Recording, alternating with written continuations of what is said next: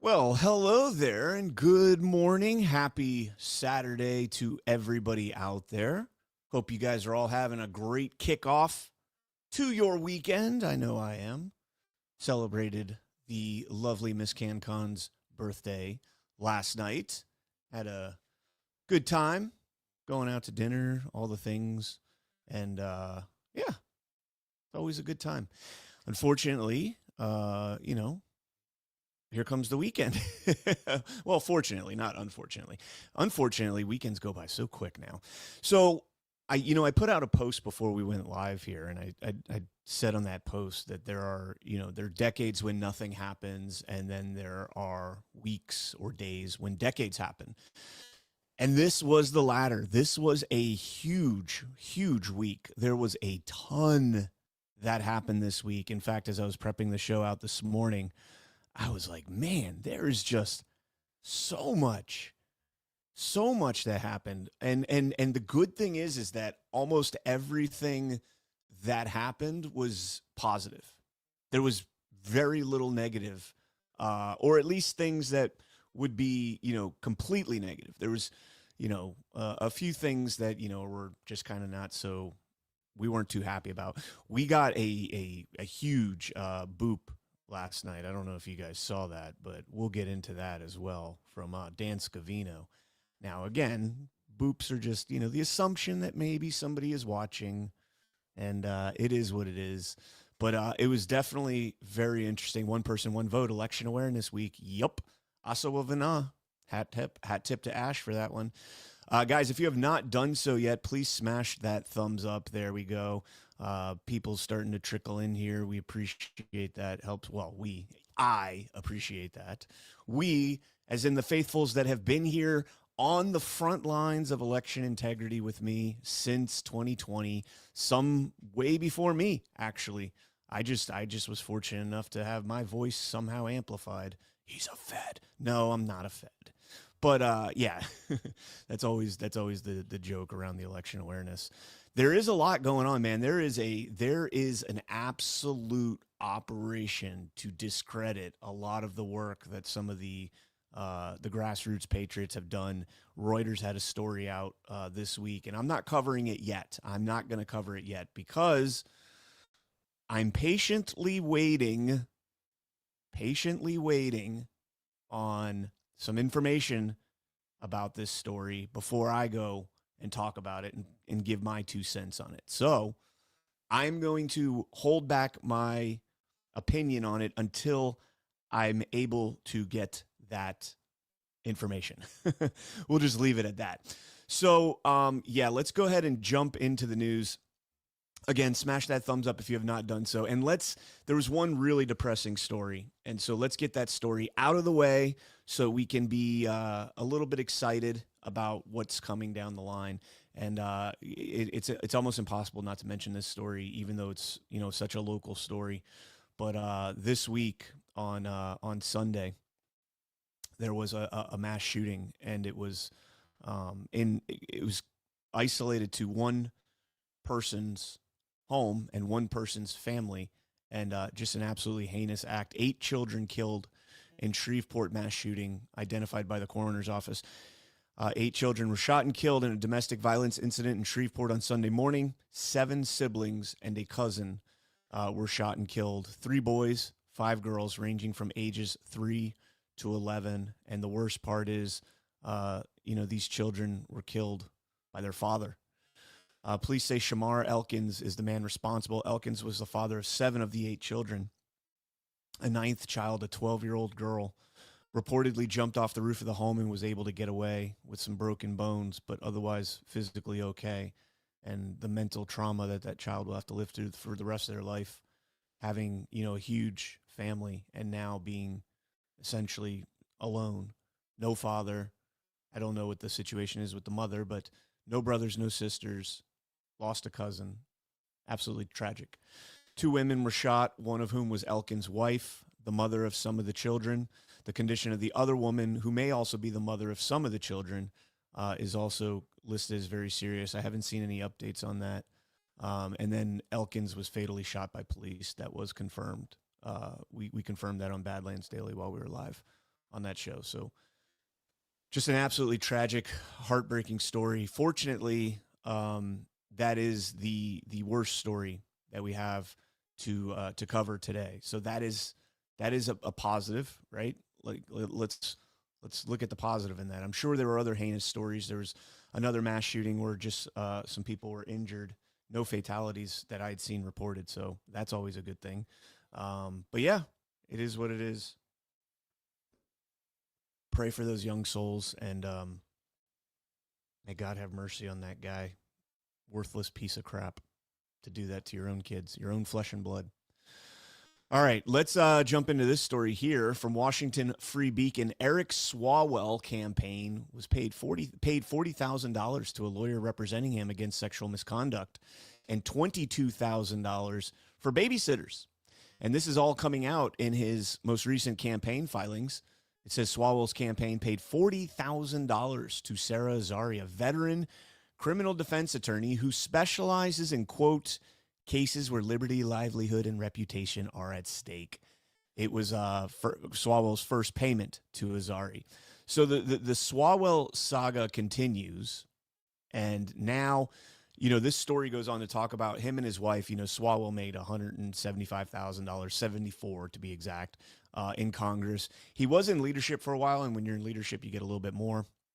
You also got to remember out of that $174,000, almost all of his expenses, especially related to his jobs as a legislator, are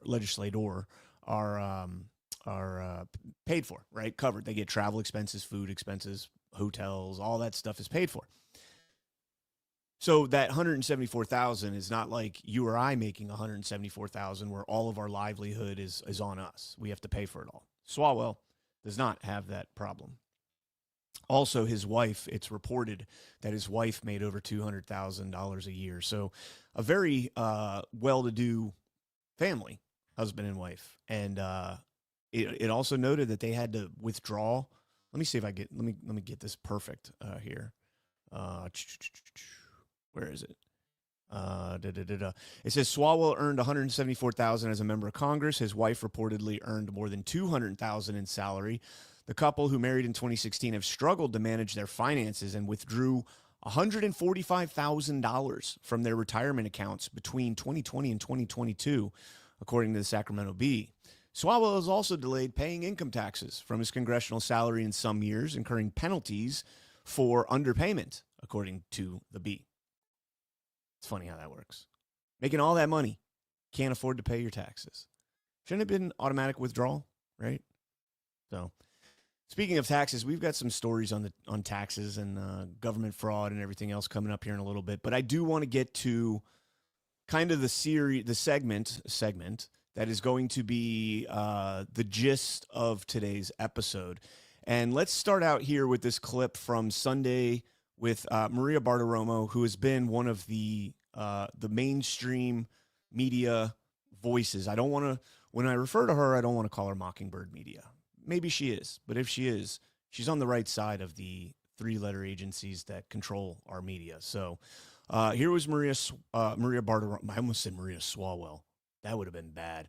Here's Maria Bartiromo talking with Kash Patel about the 2020 election.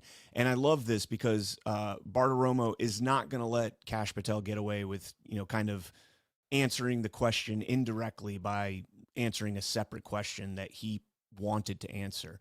But Kash says some really interesting things in this. Repeatedly that the election was rigged in 2020. I mean, he says it all the time. We all know that. And it's almost getting lost because he says it so much. You've been at the FBI now 14 months. Have you done anything about that? And do you have anything to tell us about that? Absolutely, Maria. Look, I've been with the president nearly since day one on this. As I told you earlier, I was the one that led the effort with folks like Trey Gowdy, Johnny Ratcliffe, and Devin Nunes to expose the corruption that tried to thwart President Trump's first presidential election run.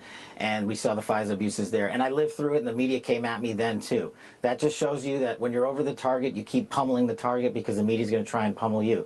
We are not going to take this and have not taken this laying down. We did already indict former Director Comey, and That's going through the judicial process. But we also, at this FBI, even though we uncovered what we uncovered back in the House Intel days, I had to come in here and find rooms that they hid from the world. I had to come in here and find access on our computer systems in restricted and prohibited case files that they purposely put in places for no one to see and find.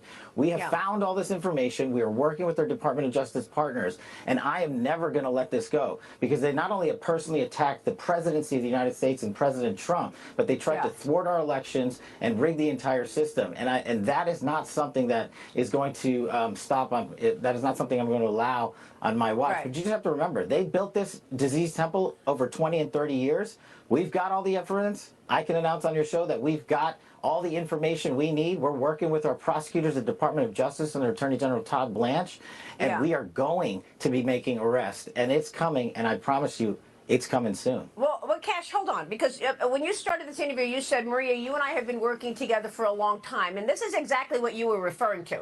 You were on my show repeatedly talking about the Russia collusion story, and our audience wants to know why there's never any accountability. But specifically, the question that I asked you was about election integrity and whether or not you have any information to verify what President Trump says all the time, which is the election was rigged. That's what I asked you, Cash.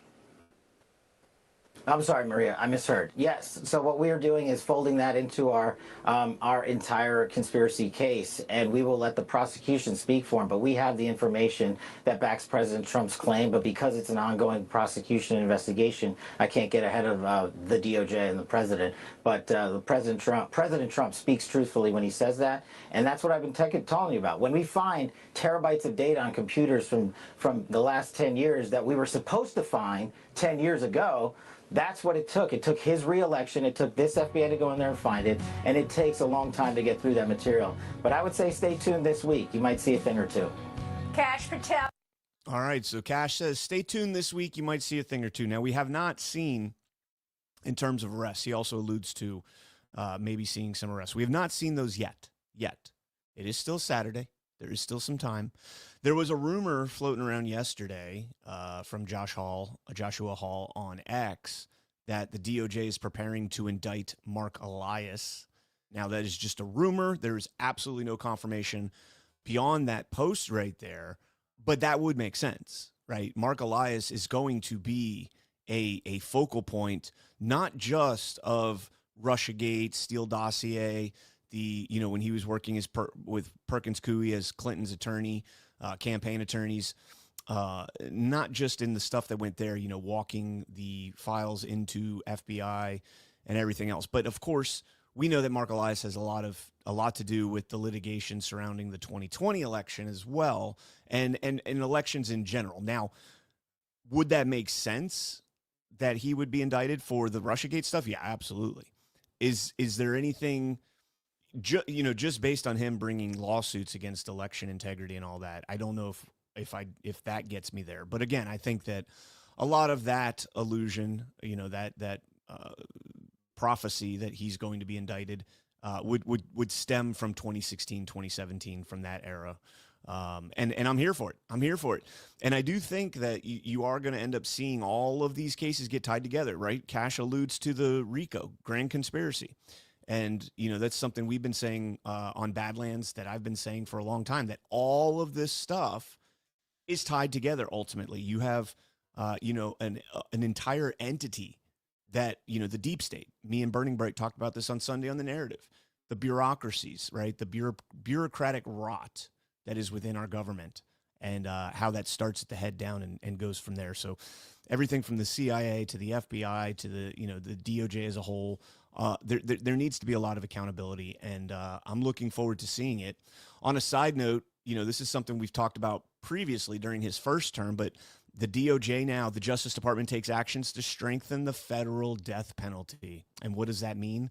Among the actions taken are readopting the lethal injection protocol utilized during the first Trump administration, expanding the protocol to include additional manners of execution, such as the firing squad, and streamlining internal processes to expedite death penalty cases. Now, do I think we're going to see death penalties on any of these? Man, you want to talk about melting the brains of the deep state and the left, the narrative deployers, the ones that have been, that are going to be out there screaming the loudest about these arrests and things when they start to happen, that would melt brains. It's one thing to indict somebody. It's another thing to convict somebody. It's an entirely separate thing to execute them. And if that were to happen, and I'm not saying it's going to, I'm not at all implying that it's going to. However, penalty for treason, seditious conspiracy, we all know where that goes. All right. So Maria Bartiromo with that clip with Kash Patel kind of sets the tone for this week. A lot of election news that came out this week, a lot. And here's a story that went relatively unknown. Like this kind of went under the radar. So Texas is in the middle of their primaries. And I want to play this clip here of Weston Martinez talking about Lubbock, Texas. Hey guys, hope you're doing good. It's Weston Martinez coming here.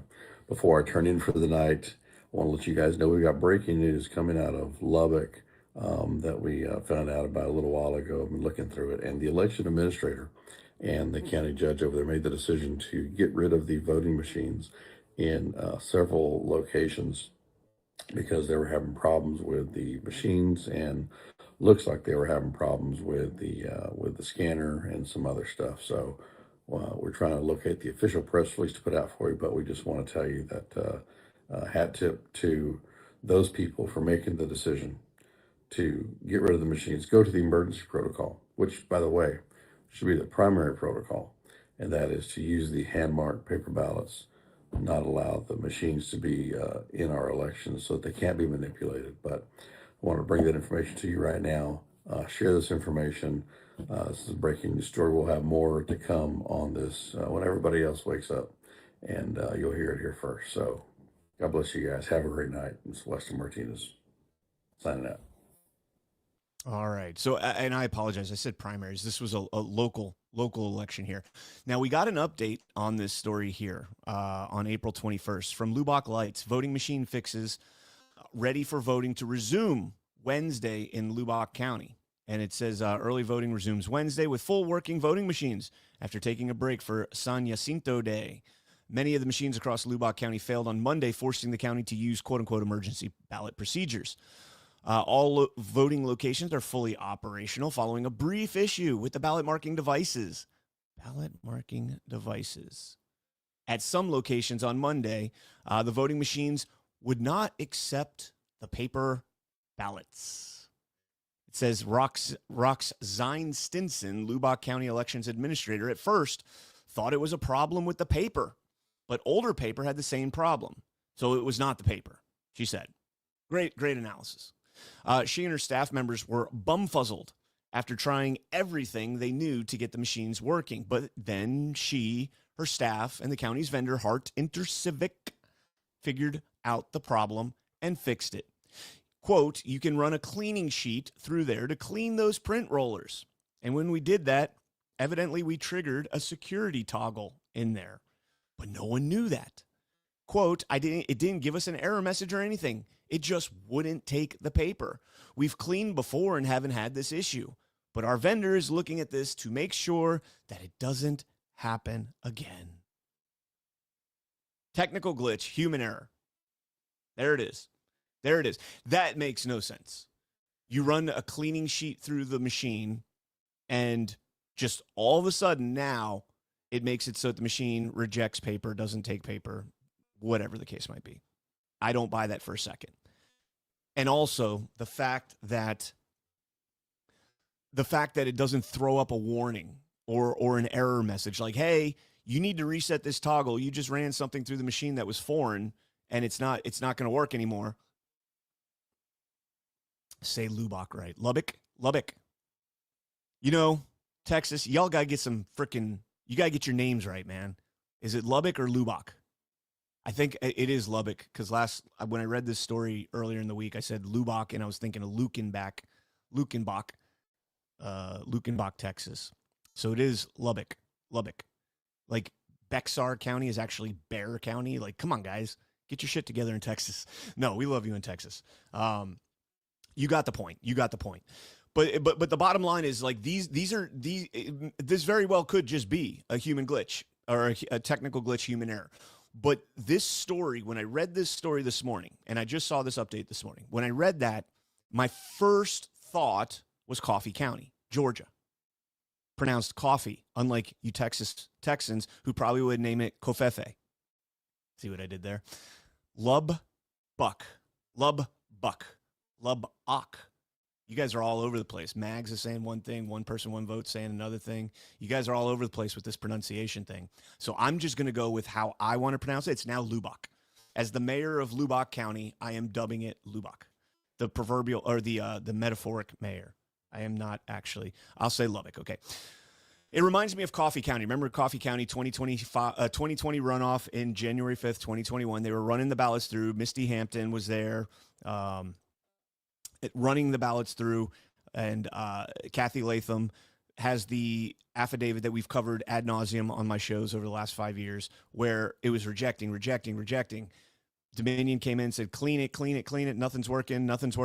All of a sudden, the guy goes outside after they threatened to bring the media into the precinct to witness what's happening with the machine. The Dominion guy goes outside, calls his boss, comes back inside. Hey, clean the lens one more time and it'll work.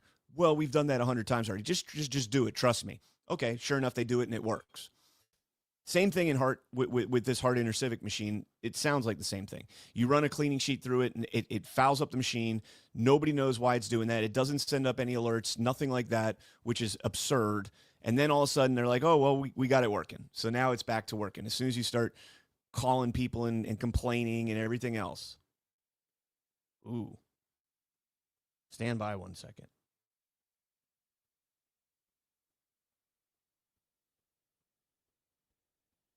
Oh, right. All right. I got some work to do after the show today. All right. So that's just one little piece of the election, and I thought that was interesting because I told you and I can't remember. I was asking Liberty Line about this earlier in the week. I can't remember where I said this, but I had said, mark my words, or no, not mark my words. Flag this. I think they're going to turn Texas purple in 2026, meaning you're going to see some upset races in Texas in this midterm election. Some strong Republican counties flip, like Tarrant County in 2020. Remind me, who was the elections administrator in Tarrant County in 2020 when Tarrant County flipped blue for the first time in a presidential race since like 1964? I think it was 56 years. Remind me who was the election administrator there, and remind me also who's a senior executive now, senior vice president at Hart InterCivic now. Somebody in the chat will know this. I know Mags will know it. One person, one vote will know it. I know MedBeds and Liberty Line will all know it. You guys will all remember that name. He also was a executive for Smartmatic once upon a time. You guys will all remember that name. So he is now the senior vice president at Hart InterCivic. And I made that assumption, and I think, man, I hope I'm wrong on this, but again, flag it. 2028.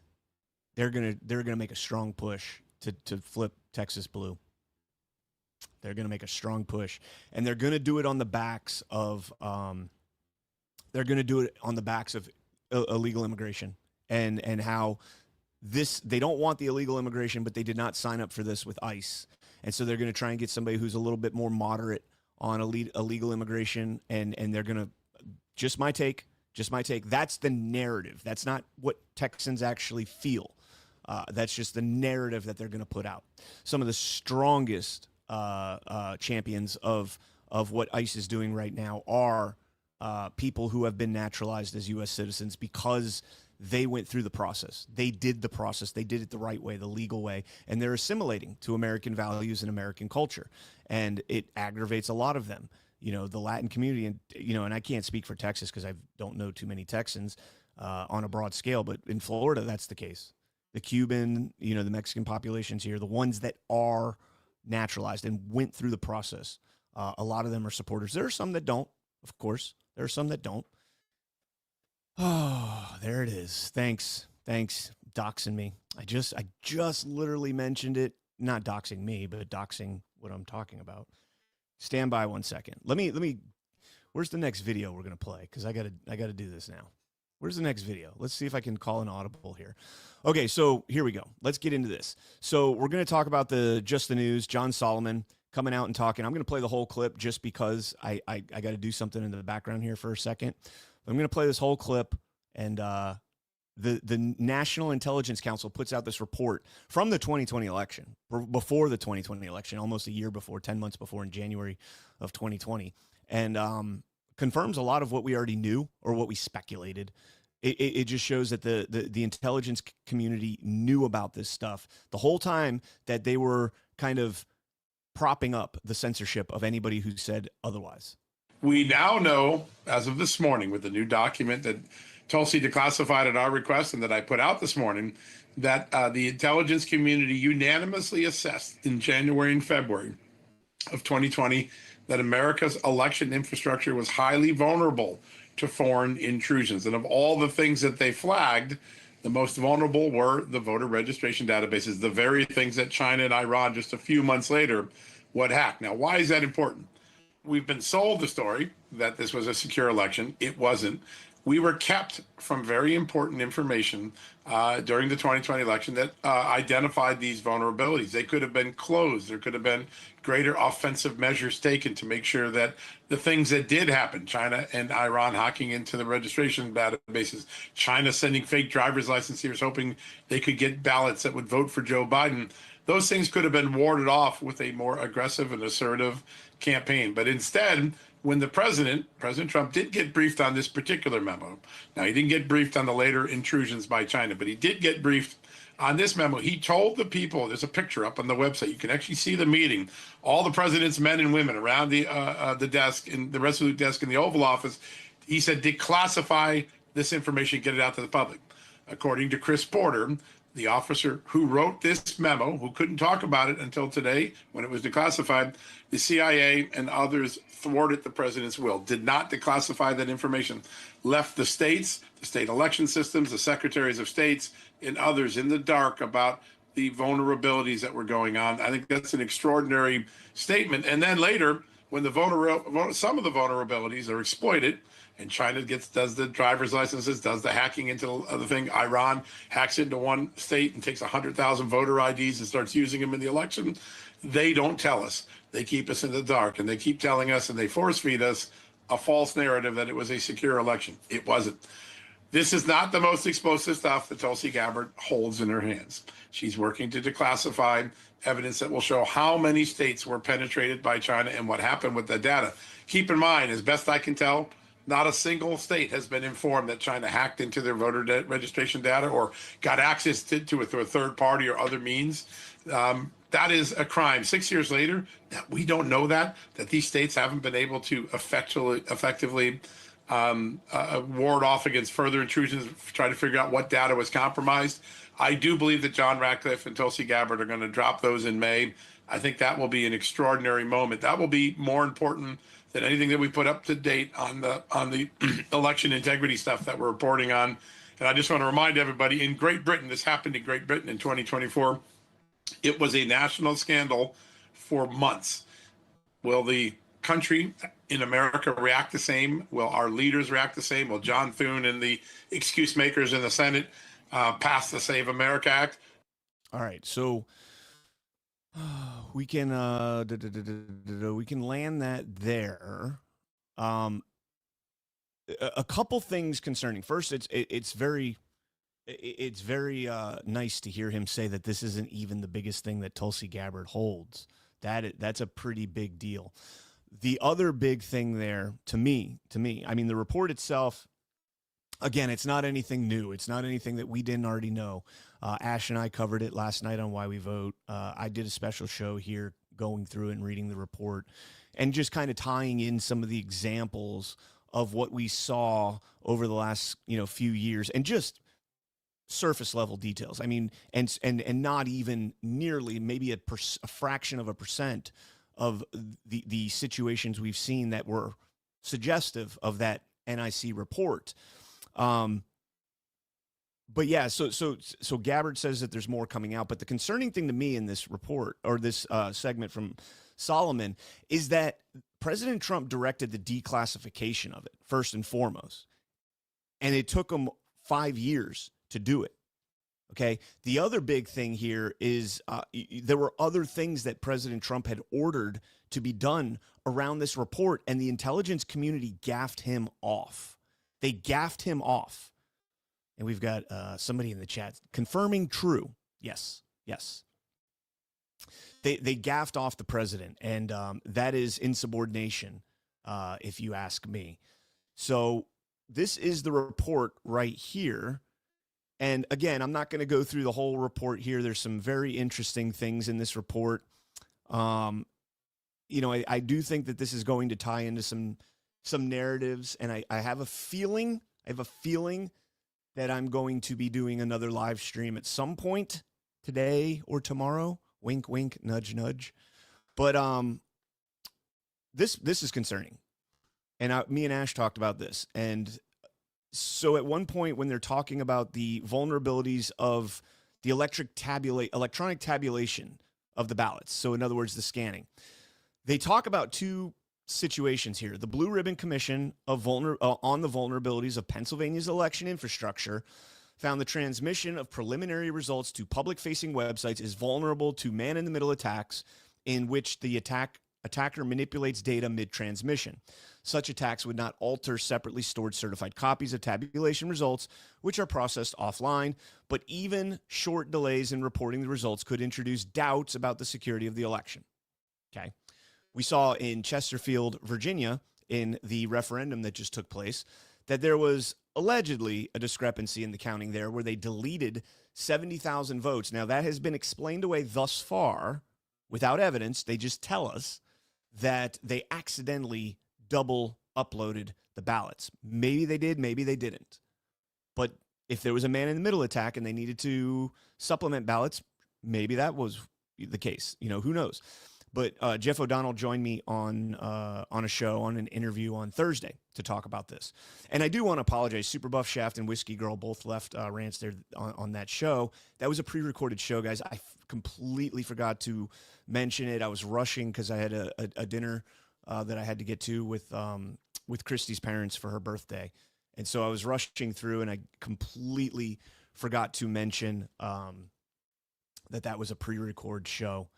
I did send Super Buff Shafts. I did send your rant off as a comment to try and get an answer for you. So if you happen to be listening, I apologize for that. And thank you for the rants, guys. And then the next one under this redacted. In May of 2019, unidentified cyber actors rendered a U.S. county election website unavailable on the night of the mayoral primary. The incident did not affect the tabulation results. Okay, we got it. What's in that redacted part? The way you're talking about Pennsylvania and Maryland, or is it Maryland? A U.S. county, excuse me. It was in May, not Maryland, in May. You're talking about two specific jurisdictions right there, and something that did occur. And that's one of the rare things in this report, is talking about things that did happen, right? We don't get that in this redacted one. It's redacted, so I'm assuming that this had something to do with something that actually occurred.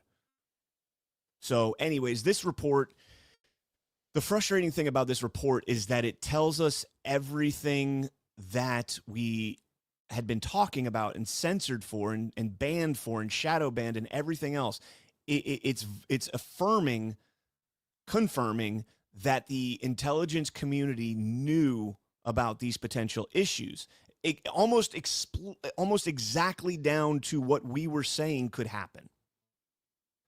One person, one vote. This predates Coffee County. So this report is from January of 2020. So whatever's in this is going to predate the 2020 election. So I don't think it has anything to do with that. Although it could. I don't know. It could supplement it, but I highly doubt it. Highly, highly doubt it. So I'll just leave that there. And then this fake Clay Perique guy with the thinking emoji. How convenient. Did anyone ever? Yeah, Kathy CTX. Did anyone get Hyder Garcia? I don't know. Did somebody? Oh, I don't think anybody got Hyder Garcia. That's the guy right there. That's the guy. No, nobody said Jair Garcia. I am shocked. You guys, come on, man. We got to know this. The next comment right underneath Kathy's comment. Love it. Love it. I'm not going to say it, but love it. So let's, oh man, I called an audible there because I had to check something. Where do we want to go now? You know what? Let's go ahead and hit a sponsor real quick, and then we'll keep moving along. And actually, no, we're not. No, we won't. No, we won't. No sponsor. We'll keep moving. I want to play this video here. Wait, no, I don't. I'm all over the place, guys. I promise. I promise. See, I'm getting audibles thrown at me. All right, let's stay on the elections here, and we'll bring up this story. I wrote this story earlier this week. 5 ActBlue employees plead the fifth on 146 questions during the House Judiciary depositions, and every member of their legal and compliance was fired, quit, or went on extended leave from the platform in 2025. That's odd. So New York Times, hat tip to New York Times, was actually the first to report on the mass exodus from ActBlue. Now, you guys all know, you guys have seen the interviews that Ash and I have done with Peter Berniger, Chris Gleason. I think we even had Draza Smith on one time to talk about this as well. Those three were, integral in uncovering the ActBlue smurfing and the money laundering that's taking place. It is WinRed as well. Got to always clarify that, because nobody in Congress right now, this is like a focused attack on ActBlue, and WinRed is kind of just going below the surface. Nobody's paying attention to that in Congress, at least visibly. Hopefully they are paying attention to it, below the surface, but nobody's really saying anything about that. And so, I always want to point that out every chance that I possibly can. So in this story here, let's go down to some of the questions. Where did I put them? Right here. Some of the questions that the House Judiciary GOP account states the 5 employees were asked and refused to answer a single one invoking the Fifth Amendment. Is there any reason you are unable to provide truthful answers to today's questions? I plead the Fifth. Have ActBlue executives ever instructed you to allow more fraud on the platform or weaken ActBlue's fraud prevention defenses? I plead the Fifth. Have you ever been part of a conspiracy to launder foreign money into fraudulent donations for campaigns using ActBlue? I plead the Fifth. And did members of ActBlue's legal and compliance team leave ActBlue after a 2024 election because of the platform's inability to prevent fraud during previous election cycles? I plead the Fifth. 146 times. Now, I don't know if that was 146 times each or if all 5 cumulatively pled the Fifth 146 times, but either way, and again, pleading the Fifth is not, it's like the Omar response, right? I can neither confirm nor deny. Not the Gomar, not Omar. The Gomar response. I can neither confirm nor deny, right? And we all know what that means. Same thing with pleading the Fifth. We technically, from a legal perspective, we don't know what that means, but we can presume that we know what that means. In March of 2025, the New York Times reported that, quote, at least 7 senior officials, end quote, had left the Democratic fundraising platform, noting in the article that Zain Ahmad, quote, was the last remaining lawyer in the ActBlue General Counsel's office. He was reportedly on leave, and, quote, his access to email and other internal platforms had been cut off, and the messages he had on Slack had been deleted. Former General Counsel Darren Hurwitz left ActBlue in November of 2024, according to the Post, and received a, quote, generous severance package while promising to, quote, cooperate with ActBlue in connection with any current or future investigation, including the House Judiciary's investigation. Aaron Ting replaced Hurwitz as the, quote, unquote, head of legal, moving up from advisor to the fraud prevention team. When offered the job full-time, he instead left ActBlue. Well, that's interesting. Ting's resignation letter, quote, which ActBlue continues to improperly withhold from the committees, end quote, stated grave concerns about his past practices, about its past practices for screening political donations from abroad and its past representations to Congress regarding foreign donations and related matters. Now, the craziest part about this is they ended up, ActBlue ended up restoring Ahmad's access to his emails. But it says here, in an incredibly alarming development this week, our only remaining legal counsel on staff posted in a Slack channel and alluded to possible violations of our time off and leave policy, non-retaliation policy, and whistleblower protection policy. These messages were swiftly deleted. Candace, this whole situation is sad, avoidable, and preventable, especially with so much important work to do. People are outraged about a lot of things. The deleted Slack messages are shameful.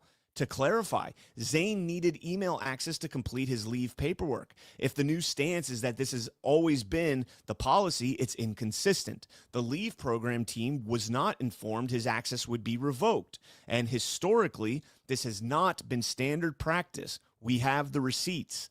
This puts good people in difficult positions. Frankly, this looks like blatant retaliation, and people are noticing.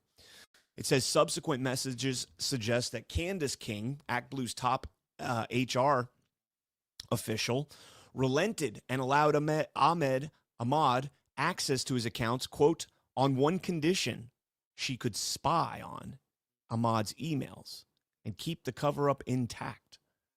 That's a quote from the House Judiciary. So you have ActBlue coming under intense scrutiny now. It is intensifying as they had the House Judiciary depositions. Now, consider this in line with, what we just saw with Southern Poverty Law Center. And we got this clip here. I want to play these two clips because I did not play these on Badlands Daily. So I'm going to play these two clips. We got first up Kash Patel.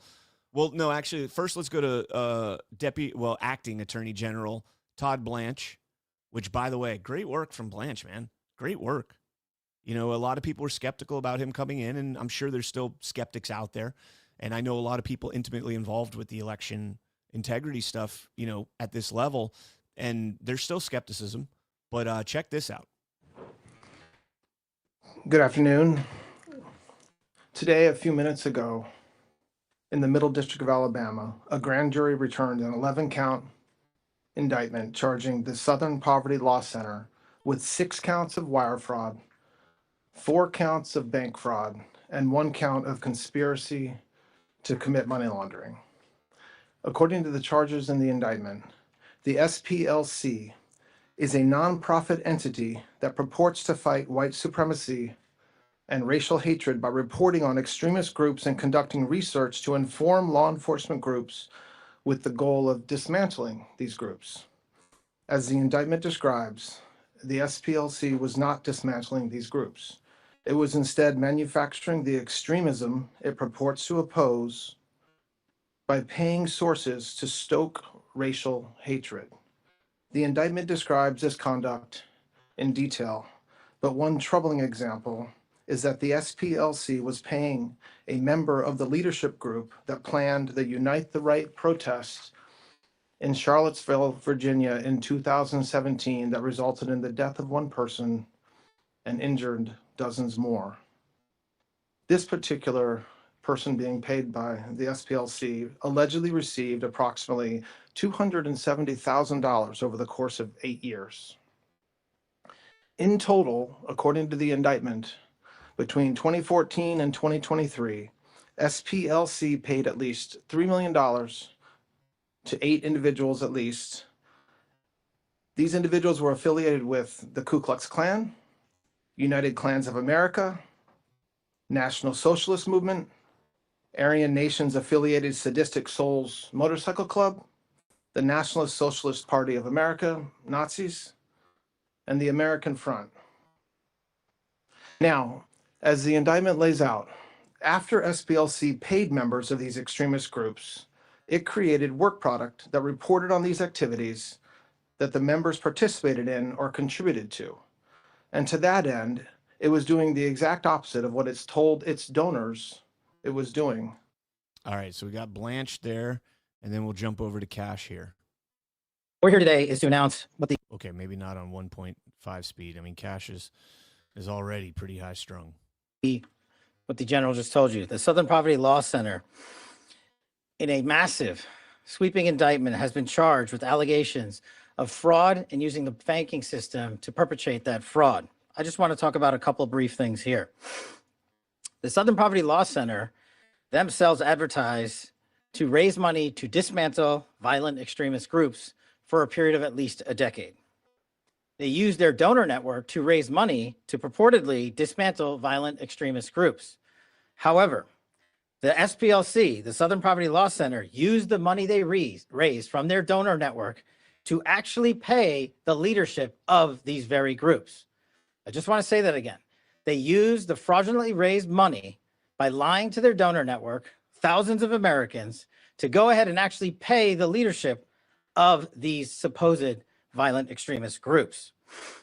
The groups, as the general laid out, include the Ku Klux Klan, the United Klans of America, Unite to Right, National Alliance, the National Socialist Movement, the Aryan Nation Motorcycle Club, and the National Socialist Party of America, and also the American Front. In at least one of these matters, our investigation revealed that funds were used to facilitate the commission of further state and federal offenses, totaling over $3 million. Furthermore, our investigation revealed that the Southern Poverty Law Center, on top of perpetuating this widespread, decade-long, multi-million-dollar fraud, conducted more criminal activity. They attempted to hide their criminal activity from our financial banking network. They set up shell companies and entities around America so that the financial institutions that we rely on as everyday Americans were deceived in believing that money was not coming from the Southern Poverty Law Center in the perpetration of this scheme and fraud, but rather fictitious entities they stood up to perpetuate this ongoing fraud. This is a serious and egregious violation of a group that purported to dismantle violent extremist groups, but in turn actually only fueled the hatred. This is an important case brought by President Trump's administration. We're thankful for the president for his leadership and funding of not just the FBI and DOJ, but his commitment to go out there and wipe out. All right, we can land that there. And again, so the SPLC is out there funding these organizations. If you don't know anything, it's interesting. We had this New York Times article about USAID, and where is it? Here it is. We had this article here come out from the from the New York Times. Excuse me, I'm getting distracted. Sorry, guys. Cheryl Cowan, 57, was making $272,000 a year as a senior vice president at USAID-funded nonprofit when she was let go at the end of March in 2025. Last month, she had an online interview for a $19 an hour job managing a Penzeys spice store in Falls Church, Virginia. Okay, there's a couple things to unpack in this. When you look at, SPLC, that's an NGO. USAID is a bureaucratic NGO, right? Well, not NGO. It's like it's quasi-governmental. This was a USAID-funded nonprofit that was paying their vice president $272,000.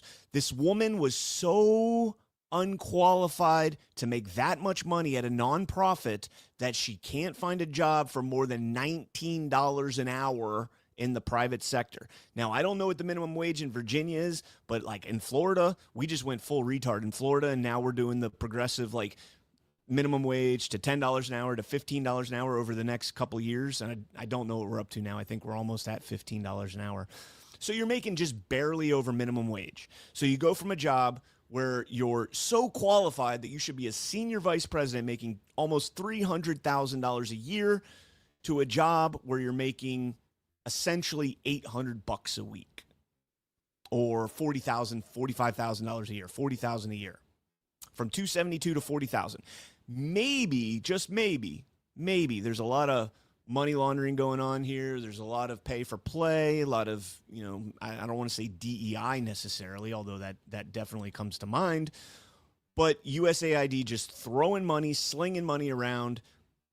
SPLC, color revolutionist, running a color revolution in this country, the Unite the Right, inciting. And there's been a lot of meltdown on this. A lot of people are saying, oh, they're not actually, like, the KKK would still exist if it wasn't for SPLC. Sure, it would. Sure. But when you're funding this, when you're funding leadership with this type of money, you're inciting these events to take place. The Unite the Right in Charlottesville, for example, right? The Patriot Front. Now, we haven't heard them yet. I don't think that they were mentioned in this. Wait, hold on. Patriot Front, were they mentioned in this? I think they might have been. Hold on. Calling an audible.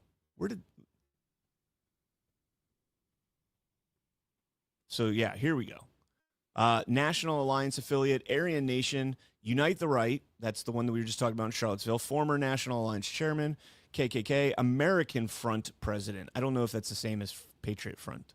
Remember the guys with the khakis and the navy blue shirts that were walking around with masks and flags? And then they, like out in Oregon, I think, they unmasked one of them and he freaked out and turns out like he was, I don't know, affiliated with Antifa, allegedly. All of that, man, this is how you orchestrate color revolutions. You don't have to buy off the entire organization. You just have to buy off a couple people that can push it in a certain direction, right? You buy off leadership, maybe second-tier leadership, and they're able to instigate this. They're able to incite these things to happen, right? And we do this mainly, we've seen, and if you've watched Alpha and Colonel Towner over on Alpha's channel, talk about this a lot with Operation Gladio. These false flags, these groups that are funded by NGOs, USAID, National Endowment for Democracy, to coup governments. Same thing's happening here. And all of this is to continue to further the divide. Now, is there a fiduciary interest in this? Is it a financial interest for SPLC to do this? Of course. Of course. You know, up until the passing of the Smith Modernization Act, the Remodernization Act in 2013, 2012, which, by the way, had to pass through a National Defense Authorization Act as a piece of pork in that bill because it couldn't pass as a standalone bill. Nobody would pass that, propagandizing the American public with State Department propaganda. That's not okay. Never okay. But anyways, since that moment on, and I've highlighted this post by CannCon the Great on X from like 2 years ago, where it shows how it just exponentially increased the amount of reference to racism and, you know, all the division that took place during the Obama administration. How much of this was orchestrated by SPLC? And SPLC is just the tip of the spear. I want to play this clip here. This is an old interview that I did probably 3 years ago now. And this is not about funding hate groups or anything, but I think this is more significant. And this is regarding the ACLU. When you were in your precinct, they showed up, did they identify themselves as members of the ACLU? Well, no, she just told me she was my absentee clerk, and I said, "Oh, are you with the ACLU?" And she's like, "Yes." And she told me she was trained the day before. She did a Zoom training. I had a laptop for her to use, but they didn't give me the password to the laptop. So she's like, "Oh, that's okay. I'll just pull it up on my personal computer." So she used her personal computer, and she had access to the entire eNet system and can clear any voter she wanted to vote. Wait, what?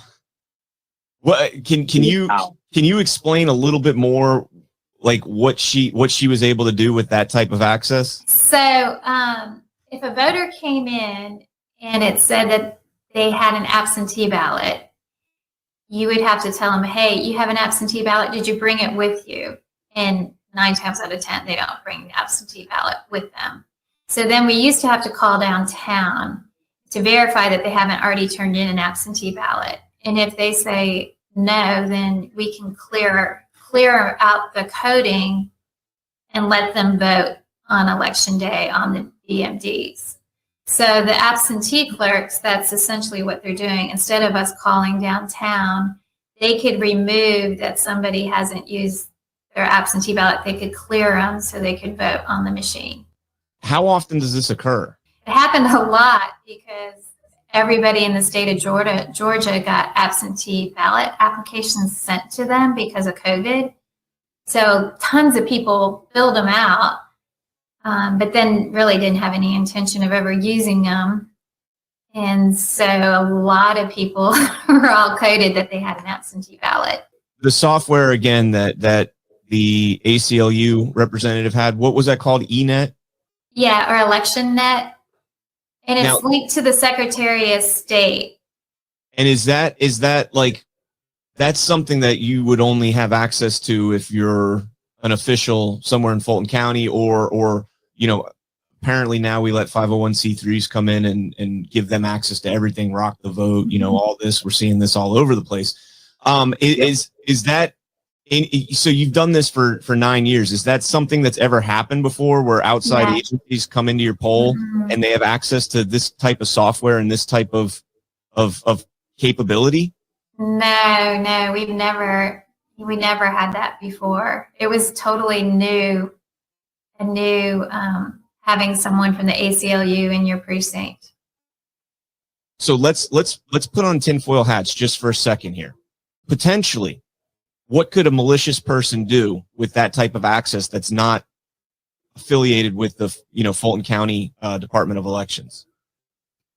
They could look and see who has an absentee ballot out and hasn't turned it in, and they could turn one in for them. If they had access to a bunch of blank, no stub absentee ballots somewhere. Yeah, there's a lot of things. You could clear a voter so that they could vote twice. They could vote absentee and then they could go vote on the machines.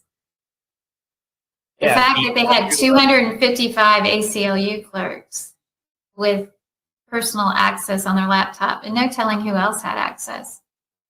So again, you know, and a lot of you guys have been following my election coverage and these stories over the last, you know, 5 years and 6 years now.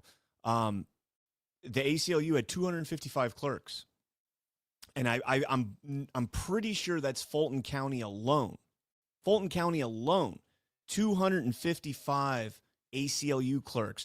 Now, this one had the one in Bridget Thorne's precinct. She was a poll manager for 9 years, so she has, you know, experience. She's an authoritative source, as, you know, Stephen Richer and everybody else would say. She had access to the ENET, or this clerk had access to the ENET and could do all these different things. Did all 255 of those clerks have that type of access? And with that type of access, you can literally do just about whatever you want. You can literally do just about, and it's not even being able to clear somebody so they can double vote. That's, I mean, sure, that probably happened, or well, that could have happened. The big thing about this, and this is the same thing we saw in Michigan in the 2020 election with the CEIR money that went to them. The big thing is knowing who already voted, because with an abundance of, let me play that last part again. Let me play this last part again. Of capability? No, we never had that before. It was totally new, having someone from the ACLU in your precinct. Now listen to this part. So let's put on tinfoil hats just for a second here. Potentially, what could a malicious person do with that type of access that's not affiliated with the, you know, Fulton County Department of Elections? They could look and see who has an absentee ballot out and hasn't turned it in, and they could turn one in for them. If they have. Okay, so they could see who has an absentee ballot out and potentially turn one in for, or who hasn't put one out yet, and potentially turn one in for them if they haven't returned an absentee ballot. So think of it this way. In the 2020 election, Fulton County ordered almost 1 million ballots, 770,000 from Runbeck, and then like another 100 and something thousand, 180,000 from a company down here in Florida. They didn't need that many. They don't even have that many registered voters in Fulton County. And plus, they already had to have a certain number, certain percentage of physical paper ballots in case they needed provisionals, but also in case there was other issues that came up. And I want to say, I'm pretty sure that that number's 10%, of the registered voters. So that would be like 50,000 ballots. I think there's like, at the time, there's like 580,000 registered voters in Fulton County.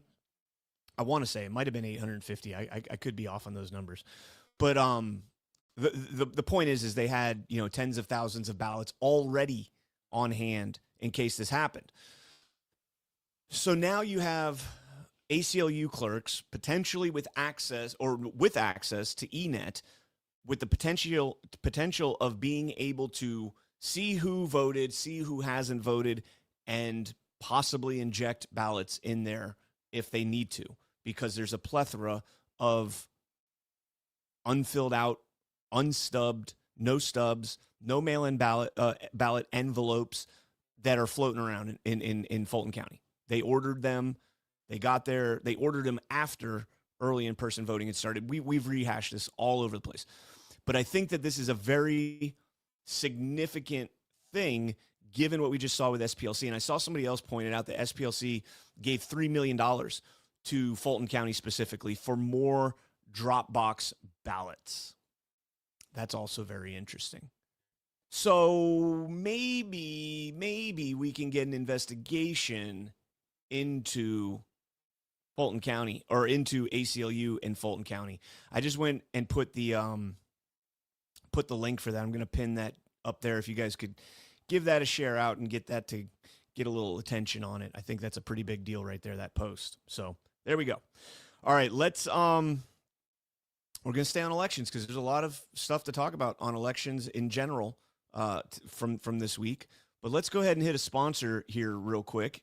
And ladies and gentlemen, have you guys tried 1775 coffee yet? Well, now is your shot. The 1775 starter kit just dropped with only 1,000 units available. You're getting the bold dark roast that hits hard, the smooth medium roast, and the Vitality mushroom coffee for clean energy and laser focus with no crash. All single origin, small batch, toxin free and mold free. Plus, you're also getting a gold spoon clip because Freedom isn't scooped with plastic, a frother strong enough to stir up your coffee and your mother-in-law's opinions, and a black 1775 tumbler keeps it nice and hot. $170 worth of coffee and gear for just $99. This is for the ones who've been watching 1775 blow up on Rumble, wondering if it's actually worth it. Spoiler, it is. Go to 1775coffee.com/studio and grab your starter kit before they're gone. Bold beans, clean fuel, and a morning routine that stands for something, just like Rumble does. All right, and we're back. Was I frozen? Not the best freeze frame this time. I was frozen. Kind of weird that happens. It's kind of weird. I don't know why. That usually like when Ash has that happen, it's because she's on a different screen. But I have dual monitors, so I don't know why that happens with me. But it is what it is. Let's just have a little fun here for just a moment. Ash got a little boop last night. Why We Vote pre-recorded show. Check this out. Thinking about, before we get into the content, we've had these boomerangs forever. You've got one in the top of your studio there. I've got it hanging here. The beautiful, amazing Texas Jewels had those made for us. I wear a boomerang around my neck. Kitty gave me that as a gift, and I absolutely love it. But the boomerang is important because it's what goes around comes around, and the journey that we've been through, the oppression, the suppression, you're a dangerous terrorist threat to democracy and must be silenced and punished of the past 6 years, feels like, Brian, we're getting a boomerang. Feels like back. Finally boomeranging back around. It's coming back. Yeah. But you know what? All right, so we'll land that there, and we'll come back to it. But then, a couple hours after Why We Vote ends, Dan Scavino put this post out.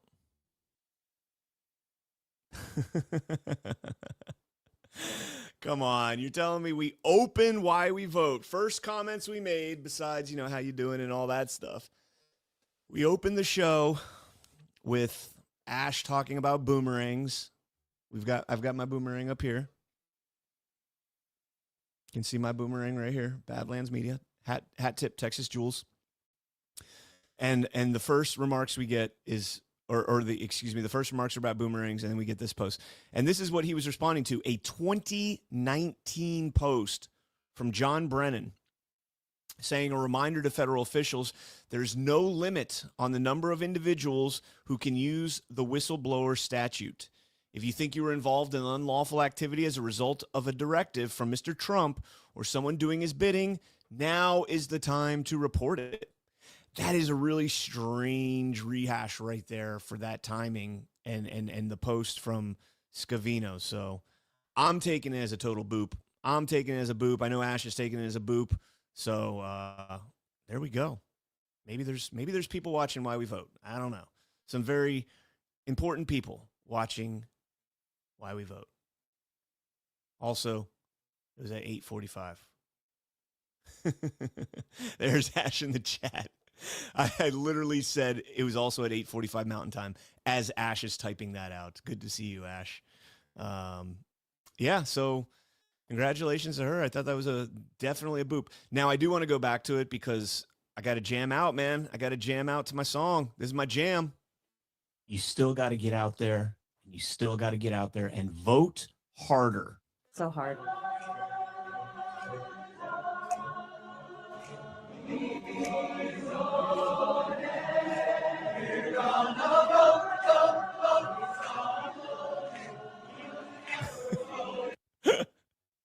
I kid you not. That's a real thing right there. The song, you gotta vote, vote, vote. All together we're voting. Everybody is voting. Oh my goodness. It's almost like they're listening to us too. Like vote harder, right? Right? Of course they watch, Brian. #1 election show in the nation. Hoorah. Heck yeah. 5 years or 3 years running. Ash and I have been covering this for 5 years, 6 years now. Ash has been kicking ass. She was doing the legwork in the beginning with her canvas, and then wrapped up in the KKK Act as SPLC was funding the KKK. She gets wrapped up in the KKK Act. It's all coming around, guys. I am loving this week. This has been such a fantastic week. Again, going back to the beginning of the show when I said there's decades when nothing happens, and then there's days or weeks when decades happen. And this was definitely one of those weeks where decades happened. I mean, this was an acceleration week right here. Big time, big time. Okay, let's keep moving. We're getting back to the SPLC. I thought this was kind of cool. Jessica Tarloff has no idea how a color revolution works and how we've been running these across the globe. But Greg Gutfeld seems to at least have a general idea of how it works. And it's what exposed. Hate crime hoax? The liberal goes, Justice Smollett, anyone? No, I didn't how about say the anything banana about Justice peel on the Smollett. bench? Yeah, How about the Walmart noose shooter at the is a banana racetrack? peel. What hoax have you actually seen here? You don't think that hundreds of people showed up at the Unite the Right rally that weren't this informant, that weren't persuaded by his vehicle that got them there? Who was the informant? I don't. What? You don't know. Was it the leader? An informant is not a leader. Do you think It's also. I you mean, think there that's are the. white supremacists That's. there? That it's not real? I don't know. I wasn't there. Are you All I kidding know is I never heard of it until the day that it happened. You act like you can take the word for a bunch of corrupt people. Proud Boys. So you're saying this wasn't created. You're saying this just was an organic event, just like every left-wing event. It just happened. All these right-wingers showed up. Nobody else knew about it. And you know what? Nobody. People are real. Nobody. The white supremacists Okay. You know are what? real. Who got the call to action? Let me do the simplest analogy. This is like when somebody says, on average, men are taller and way more than women. And then one woman goes, but what about her? And they point to a WNBA player. Yes, Jessica, I'll give you. There probably is a bigot somewhere. But you guys created a false flag that there was this immense movement going on in this country that then put targets on people like Charlie Kirk's back, and he's dead. And a lot of other people were either threatened, physically attacked because of a false flag, which painted an entire, basically, millions of people as white supremacists. You guys ran with it. Imagine if Trump had not won and Kamala Harris had won. Imagine where the SPLC would be now. Imagine how torn apart this country would be. And by the way, I hope that this thing mends, but I don't know, because there are people like you, Jessica, who have such a sunk cost in this belief that this is a belief you were tricked into believing, to think that there's all these racists hiding behind every Cracker Barrel. No, you know what the racists were? They were the anti-racist black activists who saw this as a way to go after whites. This racism that you created was designed to allow for a different kind of racism. And I go back to the contrast. We don't have to defend our racists because we don't know who they are, because you create them. Meanwhile, we don't have to make up your racist because you're standing there with Hassan Piker. These guys. This has been such a fun issue, the SPLC, because the left has no idea what to do with this. These people on the left have no idea what to do with this, because they've been told for a decade now that MAGA is racist, the right is racist, America as a whole is racist. And sure, there's going to absolutely be racist. And then making the comparison there of, well, the right said that Antifa did January 6th. The violent, the push towards the incitement of whatever took place was definitely something outside of MAGA. Whether you want to call it Antifa, whether it was Ukrainian instigators, whatever it was outside of MAGA. That's why they were there an hour before President Trump was done speaking. That's why they were breaking windows in their black bloc attire, switching over under the trees, being bussed in and all that stuff. And it doesn't take much. This is what Tarloff does not understand. It does not. Hold on one second. Happy World Penguin Day. Scavino just posted Happy World Penguin Day. And it's fascinating because I love penguins. Okay, anyways, it just popped up on my screen for some reason.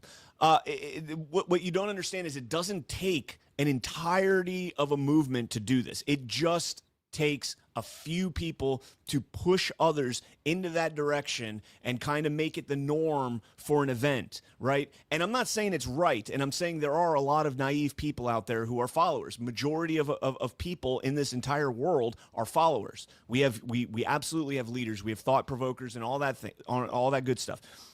But most people are followers. And so when they see this happening, they're like, oh, I can do this too. Or hey, I have a lot of anger built up inside of me, and this person is giving me an outlet to express that anger that they otherwise would not have had. Now, you're seeing a ton of comments from people online saying, well, the SPLC, they were just embedding informants into these organizations in order to stop them. That's not their job. They're not law enforcement. Making the comparison to like the FBI putting informants in, which, by the way, I'm totally against, because the FBI has weaponized that process, and they are a federal law enforcement agency that is supposed to be accountable to the people, and they continue to do this. Gretchen Whitmer, the guy that the 19-year-old autist that brought the bus under a van loaded with fake explosives to pull off a Timothy McVeigh style explosion on a federal building. That guy was entrapped. There was the Muslim in New York that was given fake Stinger missiles to take down a commercial aircraft. These are things that would not normally happen unless somebody pushed them in that direction. And the FBI does this all the time, all the time. When you watch Dinesh D'Souza's, whether you like him or not, Dinesh D'Souza starts out his police state democracy documentary talking about this, about a construction worker that was offered $50,000 to come up with a plan for a terrorist plot, and he took the $50,000 and ran. Smart guy. But these are the types of things that they do. Now, think about when a nonprofit is doing this. They don't have the authority. There is no arresting authority. They are literally manufacturing evidence against an organization by inciting things to happen and then going to the FBI with the thing that did happen and saying, hey, look, this is a bad thing. Disregard that we're the ones that funded it. We're the ones that paid for it. We're the ones that incited it. It's a bad thing. That is not the job of a nonprofit. That is creating a private police state where it's no longer just the public, law enforcement that is able to enforce the law and trap people wrongly, unjustly, but now you're pushing that responsibility off to nonprofits. Now, I have no idea what this investigation is going to uncover. Is there government collusion? Is there law enforcement collusion? Was anybody at the FBI or at the DOJ privy to this? Was anybody pushing the Southern Poverty Law Center in the direction of doing this? Who knows? Who knows? We go back to the ACLU thing that I played earlier. It was the Secretary of State's office that gave the ACLU that access in Fulton County. As Bridget Thorne says, ENET is a Secretary of State program, and they're the ones that brought the ACLU in. So again, did the government there in Georgia enable the potential to manipulate elections through ENET from private computers? That's the problem. And again, this is something, and you know, if Ash is still in the chat, we talk about public-private partnerships all the time. And this is case in point right here. This is case in point. And look, I'm curious to see what's going to happen with this case. I think there's going to be a lot more of these organizations, the ADL, Media Matters. You're going to have a ton of these organizations that I think you're going to see a lot of government collusion. Media Matters is not propping itself up on 15,000 views to their website a month. Their website, I get more views on one episode of Badlands Daily than the Media Matters website gets for the entire month. One episode, more views than all of Media Matters. The only reason Media Matters even gets views is because most of us go to check every once in a while to see when the last time they wrote an article about us is, which the last one, I shared it with Ash the other day, was like a month ago. They wrote a new one. It's all the time. Yes, we did talk about public-private partnerships last night. And this is a problem because there's no accountability to the people when you have that public-private partnership, because the private part has no accountability to the people. There's no FOIA, there's no open records, there's nothing. There's nothing. And so just like the media acts as a fourth pillar of the government, and the media is out there to promulgate the message of the government to the people as the authoritative sources, the NGOs are doing the same thing on a much more detrimental. Well, I guess the media is pretty detrimental, but this is actually invoking the emotions and the actions of people and paying people to make other people feel like it's okay to be ugly in public. You know, the Unite the Right. And I think it's perfectly okay to be ugly in public. It's a First Amendment right. I personally wouldn't do it, but you have that right. But this is crazy, man. This is color revolution type shit that we're watching, funded by a private NGO right here in America. You go back and look at Ukraine and some of the NGOs that were involved in the Maidan in Ukraine, and the plot is right there. The difference is Ukraine is about the size of, I don't know, it's not even the size of Florida, I don't think. How many people live in Ukraine? Let me see. Maybe it's the size of California. Although the population, we're told, is much lower now because they've lost like 1 million people. Got to make a comparison because I think Ukraine's like 20 million rather. 37 million. So it's on par with California, Texas in terms of the size in population. And so you go to Texas and think about that. You don't have to overthrow 330 allegedly million people in the United States. You only have to overthrow 30 million in Ukraine, or 35 million in Ukraine. And even then, you only have to overthrow half of that. So out of 35 million, you only have to weaponize, 15 million. And in order to get that ball rolling, you just weaponize a small portion of the segment of the population. You control the media, so you make it appear like there's more power behind this movement, and then more people join on, because this is on a grander scale than what it appears SPLC was doing. But this is on a grander scale where you make the appearance that this is a popular movement, and you may or may not have these types of emotions inside of you, and it's okay to express them. So let me go down and let my voice be heard, right? And that is not organic. Nothing they're doing is organic. Okay, I have talked about this way longer than I had anticipated to. Back to, where are we going from here? Oh, we're going back into elections. Sorry, I had the wrong tab open there. Okay, so just briefly, this has been their message all along. Anna Paulina Luna, Una Panuna Banca, no voter ID, no FISA. Then we got this comment here from Mike Lee. And, hey, I am not a fan of this. I've been, Mike Lee has been pretty strong on the FISA fight, but this is not the right take. The American people want the Save America Act. The swamp wants FISA 702 reauthorized without any meaningful reforms. The Senate is doing it exactly backwards. We've got to get back on the Save America Act. We've got to get it passed. And if one's going to take precedence over the other, it sure as heck shouldn't be the one that Americans hate and the DC swamp wants. Let's get back to work on the Save America Act. That's what the American people want. All right, guys. I don't see the reason that we have to compromise and going back to the post, I don't see the reason we have to compromise on a bill that has 80+% approval among Americans and throw that into FISA in order to allow the deep state to get their continuation of their spying access on American people. I don't see the necessity for compromise. I don't see that. I'm more in line with Chad Caton, and let me play this clip here. We had him on SitRep on Thursday. It was a fire show. Chad is an incredible speaker. He knows how to fire you up by making you laugh and pointing out sheer hypocrisy. So this is Chad's take on the FISA thing. Oh, the FISA SAVE Act. Hey America, it's your boy Chad, the National Field Director of the Conservative Caucus. I thought I'd do a video today because I keep hearing why we're not getting the Save America Act done in order to protect our elections. Over 80% of the country wants this done, but we have a feckless Senate that refuses to get it done by leader John Thune. I see the people out there threatening they're gonna get rid of his buddies and all that other BS. At the end of the day, we need to hold people accountable. And by learning the game, you'll know how to do that. All we need is 5 senators to actually stand up, call for a meeting in order to vote to remove Thune as leader of the Senate. 50 of the Republican senators have at one point or another been endorsed by Donald Trump. This is his bill he wants done.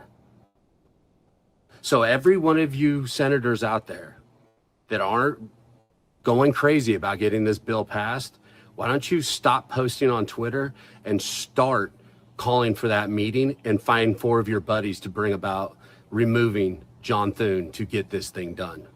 Gunther Engelman, all kinds of other influencers been calling for him to be removed. Get it done. This is on you too. We can call out John Thune all day, but there's 50 other senators that aren't doing what they're supposed to do the will of the people. And that is to bring about the Save America Act. Stay salty. All right, so there was Chad again. Chad was on SitRep with us. Hold on one second. Chad was on SitRep with us on Thursday. Just a side note, like I know people are saying that like when we did that show, like Chris Hemsworth, which I'll give it to him. But to me, Chad looks like the dad from Incredibles. Except, I mean, he's not nearly as like big, but that guy, good looking dude, Chad. Good looking dude. He's a Navy CB, so we're allowed to say that. If you didn't watch SitRep on Thursday, you don't get that reference right there. We were talking all sorts of gay stuff on SitRep. So, all right. Yeah, John Thune's got to go, man. We've had a Republican majority in all 3 branches of government. We've got a conservative Supreme Court, we've got a House and the Senate, and we've got the White House. And Donald Trump is not able to get something with 83% approval across the finish line. That is fucking ridiculous. That is nothing short of ridiculous.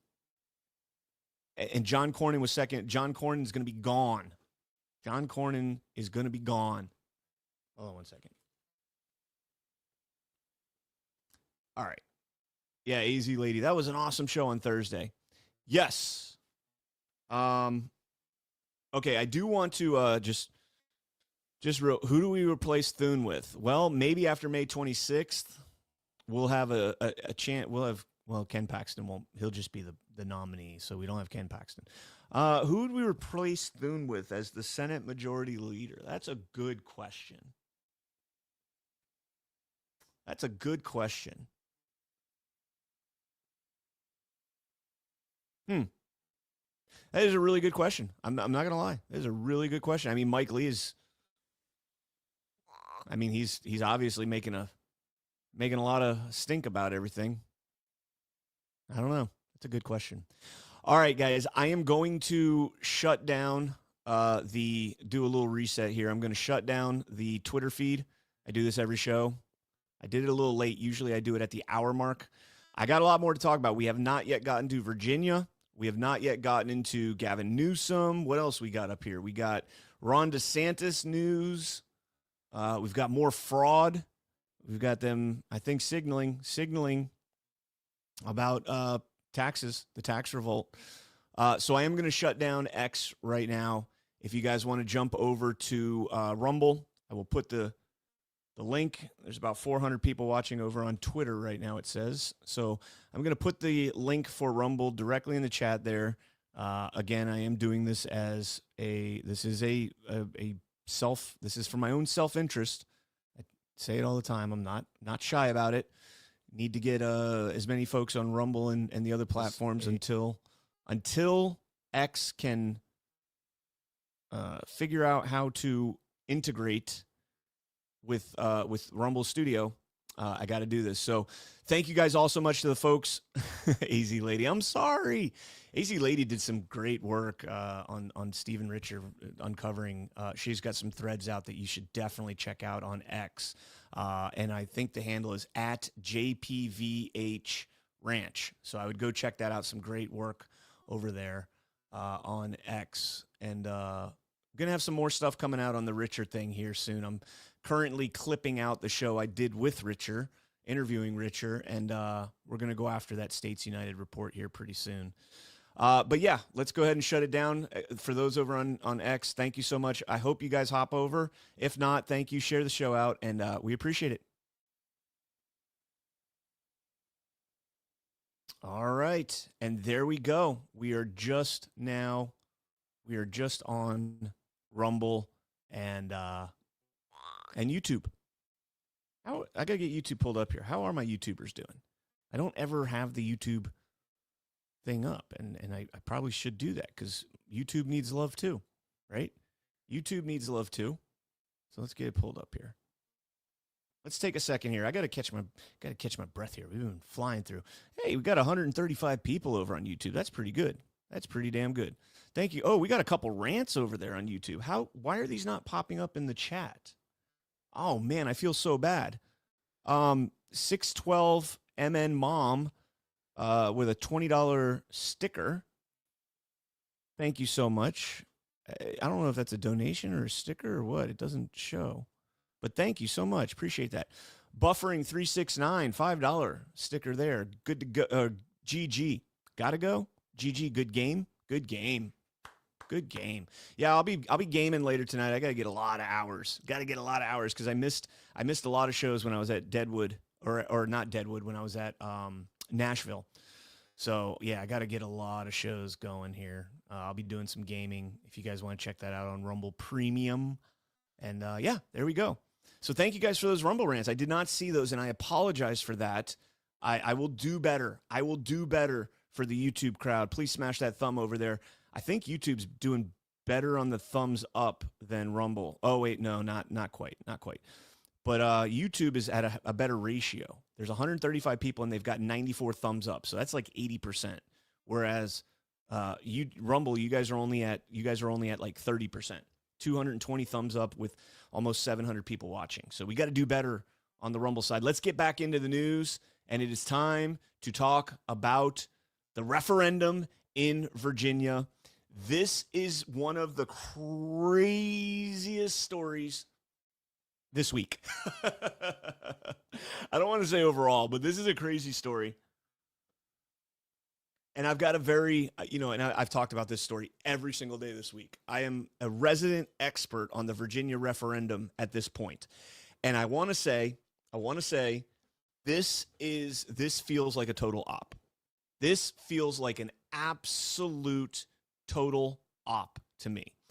And that op is to incite as much animosity in the party lines as possible and to outrage mainly Democrats in the next probably the hearings on Monday. So probably in the next like week or two, you're going to see more and more outrage rising up from the Democrats over what took place in Virginia. So let's get down to what happened. In Virginia, they had a referendum on Tuesday, a special election, one issue on the ballot. Question: should the Constitution of Virginia be amended to allow the General Assembly to temporarily adopt new congressional districts to restore fairness in the upcoming elections while ensuring Virginia's standard redistricting process resumes for all future redistricting after the 2030 census? Why on earth would it ever say restore fairness? Why would it ever say that? And then ensuring Virginia's standard redistricting process. That's not quite as bad. But restore fairness is a totally misleading statement. I heard this on Badlands Daily. I had Ghost on, and Ghost is a Virginian. And Ghost went to vote that morning before Badlands Daily. And he tells me about this, the verbiage on there. And that wasn't the point of what he was saying. He's like, yeah, you know, we went and voted and like there's this amendment to restore fairness. And I'm like, whoa, wait. Yeah, I couldn't fucking believe it, guys. I could not believe it. I said, Ghost, did it actually say to restore fairness? And he said, yeah, let me look it up. And he goes, and sure enough, it said restore fairness. Let me show you guys the fairness. This is how Virginia's used to look. That's how Virginia used to look. There's 1, 2, 3, 4, 5, 6 red districts. Well, that's 16 years ago. So that's not fair to put that up there. But it shows a time lapse of the takeover of Virginia. That was 16 years ago. So 2010. That's what Virginia looked like. 3 GOP districts. Is it 3? I think that's 3. Might be 1, 2. I'm pretty sure that's 3, maybe 4. Those little islands down there in the bottom right could be a whole separate. But anyways, either way, you get the point. It's a pretty damn red state. This is what the new gerrymander would make the state look like. Now, prior to this gerrymandering vote, this totally unlawful vote, Virginia was 6-5. Under the new map, it will be 10-1, meaning 10 Democrat seats, 1 Republican seat.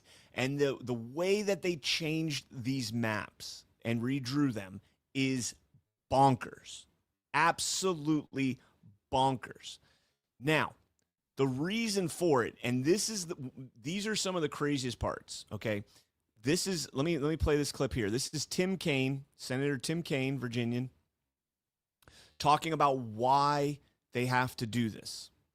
Listen, let's talk about the last vote there in Virginia, the presidential vote. Vice President Kamala Harris won by about 5 percentage points. So the state is relatively split with a left lean, but 90% of House members from Virginia being from one party?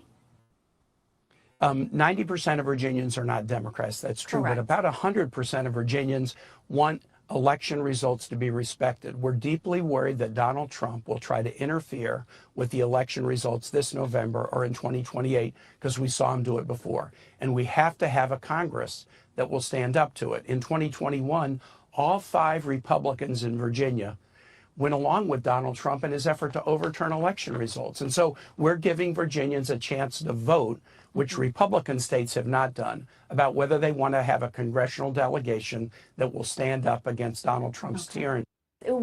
You gotta vote. All together we're voting. That's insane. Tim Kaine is literally saying we're going to gerrymander Virginia temporarily until 2030 just to stop Trump so that we can get those extra 5 seats just because we got to stop Trump. We're going to use tyranny and fascism to take away representation from a majority or at least a split, a 50-50 split of our state. We're going to take away their representation because we got to stop Trump. From 6-5 to 10-1, and a vote that was only decided by about a percentage point. There is nothing more tyrannical or fascist than that right there. Authoritarian, whatever you want to call it. And then this is where, before we get into the case itself, AOC, this is not going to age well. This is not going to age well. Congressman Donald Trump is complaining about the results yesterday in Virginia. He seems to be very distressed by this. What do you make of his anxieties? I'm so sorry for his heartbreak at this present moment, and I look forward to adding 10 new Democratic colleagues in November.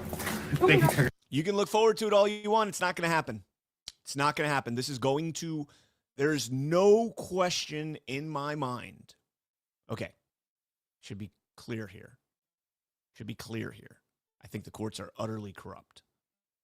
I don't even think they can outskate this corruption. I don't think they can. This case is so bad, and we'll get to it in a second. Donald Trump truthed this out over the last week. A rigged election took place last night in the great Commonwealth of Virginia. All day long, Republicans were winning. The spirit was unbelievable until the very end when, of course, there was a massive mail-in ballot drop. Where have I heard that before? And the Democrats eked out another crooked victory. 6-5 goes to 10-1. And yet the presidential election in November was very close to a 50-50 split. In addition to everything else, the language of the referendum was purposefully unintelligible and deceptive. As everyone knows, I am an extraordinarily brilliant person. I love that guy. I love that guy. Just pug. I love it. It's true. It's true. I'm an extraordinarily brilliant person. Even I had no idea what the hell they were talking about in that referendum, and neither do they. Let's see if the courts will fix this travesty of justice, President Donald J. Trump. And, of course, they came out almost immediately and issued an injunction against the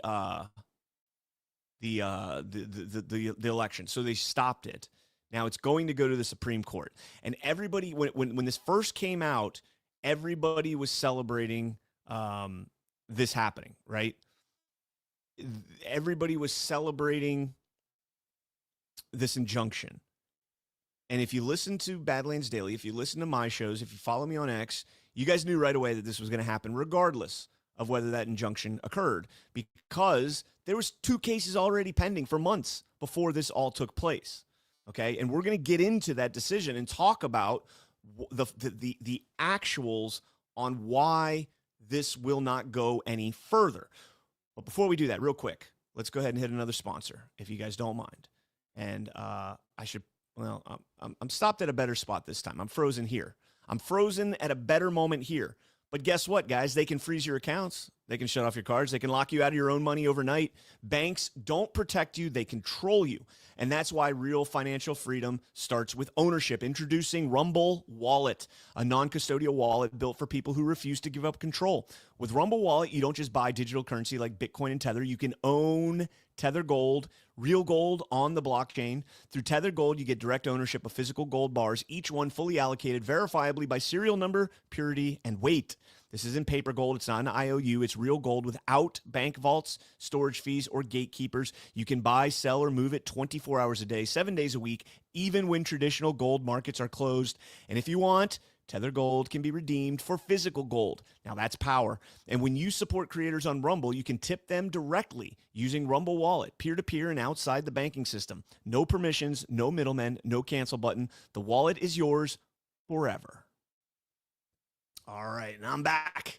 Unfrozen, just like my accounts. Or something like that. All right. Frozen in a very Italian pose. Yeah. Well, man, we went to a great Italian restaurant on Thursday night. Small little mom and pop place. The server, the waitress, I think she's like a co-owner, spoke Italian. It was fantastic, speaking of Italian. And they gave me a big piece of lasagna emiliana, and oh man, I took that home, and I've got that today. Tiramisu for dessert. It was fantastic. A nice bottle of Cabernet. Great way to celebrate my beautiful wife's birthday eve with her parents. And then last night we went to Seasons 52, and I got the Kona-crusted, wood-grilled lamb loin. Oh my God, it is so good. It is so good. I'm dreaming about it right now. All right, let's get into the case. I promised you guys we'd get into the case. We're done talking about food, even though I could talk about food all day. All right, so this is the Supreme Court's decision from March 4th, 2026. So this is about a month before the election happened, a month and 17 days. 17 days. And so let's get into how this actually took place. And this is the part that I want to focus on right here. There we go. So in Tazewell County, Virginia, a judge by the name of Jack Hurley ruled on two separate cases. There were two separate cases brought to stop this from happening. In the first case, they were ruling, they argued that they did not go through the proper process to get this initiative on the ballot in numerous different ways. And we'll talk about each one. Then the second case, after the judge ruled, by the way, the judge in both cases has ruled in favor of the plaintiffs, saying that, yes, they did do this unconstitutionally. It should have been dead ab initio, meaning from the beginning, and that this election should not proceed. The Supreme Court in Virginia allowed the election to proceed and said, we're not making a decision on the merits. Let me jump down here. Let's kind of do this in backwards. So the Virginia Supreme Court said the Circuit Court's declaratory judgment holds in Scott versus McDougal and the new claim. I wonder if is that Harry McDougal? I don't think he is litigating up there. So, okay, so no. Oh, that's a different case. Never mind. The Circuit Court's declaratory judgment holding in Scott v. McDougal and the new claim asserted in the present case involve weighty assertions of invalidity against the process employed by the General Assembly in an effort to submit a proposed constitutional amendment to the citizens of the Commonwealth. These issues are of grave concern to the court. But, consistent with Scott, we offer no opinion on the ultimate resolution. It is the process, not the outcome of this effort that we may ultimately have to address. So in other words, they're saying it's not what people vote for, it's how they got to the point where they were actually voting for it, the constitutionality of the proposed amendment. Issuing an injunction to keep Virginians from the polls is not the proper way to make this decision. This aggravates me so much. In sum, we stay the de facto preliminary injunction entered by the Circuit Court. In this case, the Circuit Court on remand shall promptly bring the case to closure and enter final judgment. This order shall be certified to the Circuit Court of Tazewell County. So let's go back up to the case that was brought in Tazewell County. This was the actual merits of the case at hand, the unconstitutionality of what they did, and this is where the biggest issue with all of this comes, right? This is the biggest issue with this case. In the first case appealed to this court, Scott v. McDougal, the Circuit Court entered declaratory judgment on several legal challenges to the proposed constitutional amendment, and those judgments are currently pending review in this court. In those declaratory judgments, the court held, first, the General Assembly, which is, their state legislature, violated its own rules by improperly expanding the scope and purpose of the 2024 special session to consider and pass the proposed constitutional amendment, and thus the first passage of the proposed constitutional amendment is void ab initio. You've seen a lot of people throwing that away, throwing that word around, following the injunction, saying this should have been ab initio. Again, if you guys followed our channel, if you guys followed me either here or on Badlands, you guys know that all of this was already, the case. Like, all of this stuff has already been out there. The ab initio remark is not anything new. Reading on. Even if the General Assembly's first passage of the proposed constitutional amendment on October 31st, 2025 were valid, no, quote, next general election of members of the House of Delegates, end quote, occurred after that passage because the election began on the first day of early voting on September 19th. So on October 31st, the General Assembly said, yes, we vote to pass this amendment. You have to do it twice. So in Virginia, you have to pass a constitutional amendment referendum proposal, has to go through the House of Delegates twice. Now, it has to be two entirely separate House of Delegates. You have to have one General Assembly vote for it. Then there has to be a full election, and then another General Assembly, the following General Assembly, has to vote for it. And they vote yes or no. The argument here is that they voted on October 31st, but early voting had already begun on September 19th, and more than 1 million people had already cast their ballots by October 31st, meaning 1 million people did not yet know that this proposal was going through that first General Assembly, and if they disagreed with it, they could not hold those elected officials that disagreed accountable. You have the right to vote for people in Virginia and any state based on their actions.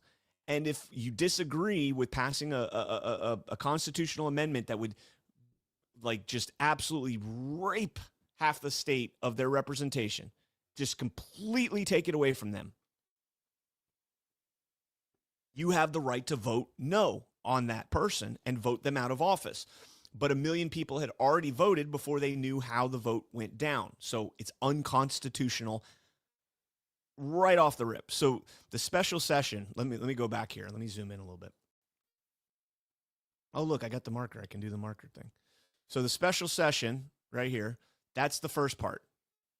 They expanded the scope. That special session was not meant there was no intention of doing a proposal for an amendment. It was something about budget. It was a completely separate topic. And a special session has to have that, stay within that those specific parameters. They did not. They went outside of it. And so when Judge Hurley said it's ab initio, like unconstitutional, that's what he was referring to. The special session never could have considered whether or not to pass this proposal. So then October 31st, we get the first passage, right? I feel like Rob Gouvier right now. I'm going to stop doing that because that's his thing, not mine. So you got the first passage, October 31st. Voting had already begun. Unconstitutional.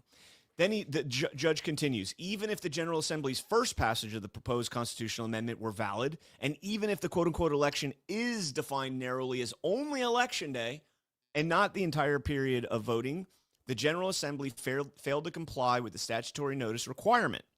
And that is that they have to post, it says requiring the clerk of the House of Delegates to provide copies of the proposed constitutional amendment to every circuit court clerk to post at the front door of the courthouse 3 months, at least 3 months prior to the quote, next ensuring general election of members of the House of Delegates. So that right now, 3 ways in which it's failed. 1, the special session did not cover proposing a constitutional amendment. 2, elections had already voted on the first passage. So therefore, it does not count as that gap in between elections, right? And then the third one is that they didn't properly notice the public. They didn't properly post this to the courts so that the public could see what the proposal is before the next election. Reading on. In the present case, different plaintiffs again assert the second challenge above as a declaratory judgment claim, and their complaint pleads several additional declaratory judgment claims that were not raised or ruled upon in the first case. So in other words, after the first case, the judge shot it down. The Supreme Court said no, or the appeals court said no, we're going to let the election continue. And they're like, whoa, how are you going to let the election continue? We need to hash this out a little bit better. We need to hash this out. So they brought a second case against this amendment. Okay? And in the second case, they made a whole new argument. Also the amendment kind of changed a little bit, right? The amendment changed after it passed. They completely changed the wording on it.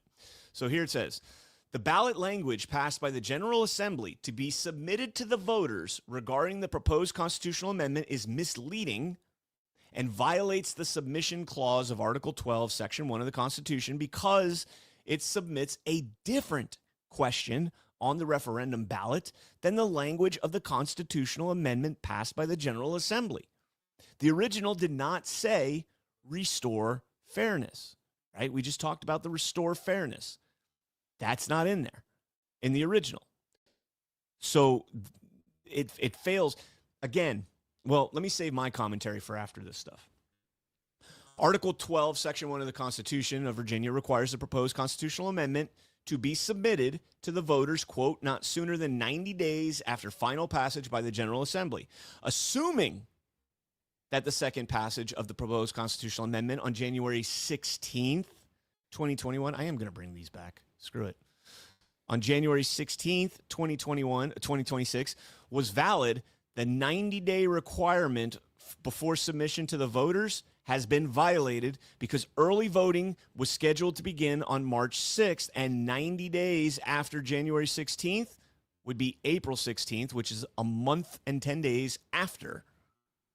So I mean, guys, they just crammed this thing through and said to hell with the Constitution. House Bill 1384 violates the form of laws clause of Article 4 of Section 12 of the Constitution of Virginia, which prohibits the General Assembly from passing laws that, quote, embrace more than one object which shall be expressed in its title, end quote. So when they go to put this on the ballot, they actually have to pass a law in order to get funding and all sorts of other things for the ballot initiative to appear, the referendum to appear. And in doing so, they have to add all these. They added all these things to the bill, and it wasn't just. Should this referendum appear on the ballot? How's it going to appear on the ballot? And those types of things. It says HB 1384 addresses multiple objects of by providing for appropriations of public revenues, establishing the ballot question and procedures for submitting the proposed constitutional amendment to the voters, repealing Code 30-13, and transferring venue to the Richmond Circuit Court for civil actions challenging the proposed constitutional amendment. All of those things you cannot put in one bill. Those are all separate issues, right? I mean, I would get the funding and how it's going to appear. I got that. But repealing a certain statute in order to allow this to take place, in order to establishing the ballot question, that's a whole separate bill. You can't say we're going to put it on the ballot. Okay, we're also going to figure out in this bill how the ballot question is going to be worded. Separate bills under the Virginia Constitution. Okay, so I wrote an article earlier this week after all this happened, and I outlined 6 different ways that I thought that this was being severely manipulated.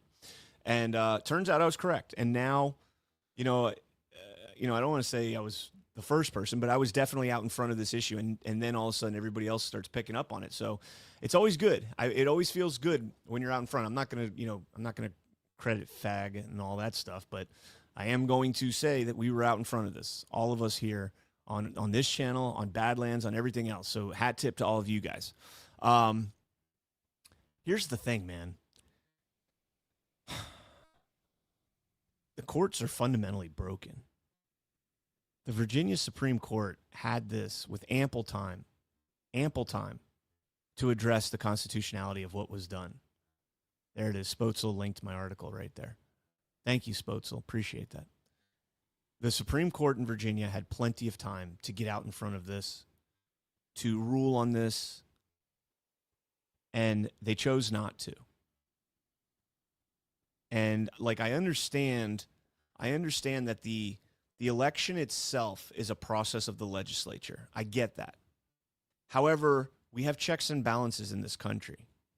And if you're going to have something presented to you and it's unconstitutional and you have the authority as the judiciary to assess it, whether it's unconstitutional, right? So in other words, the Supreme Court said that if they vote no on this and it gets shot down, then this whole case is moot. Okay?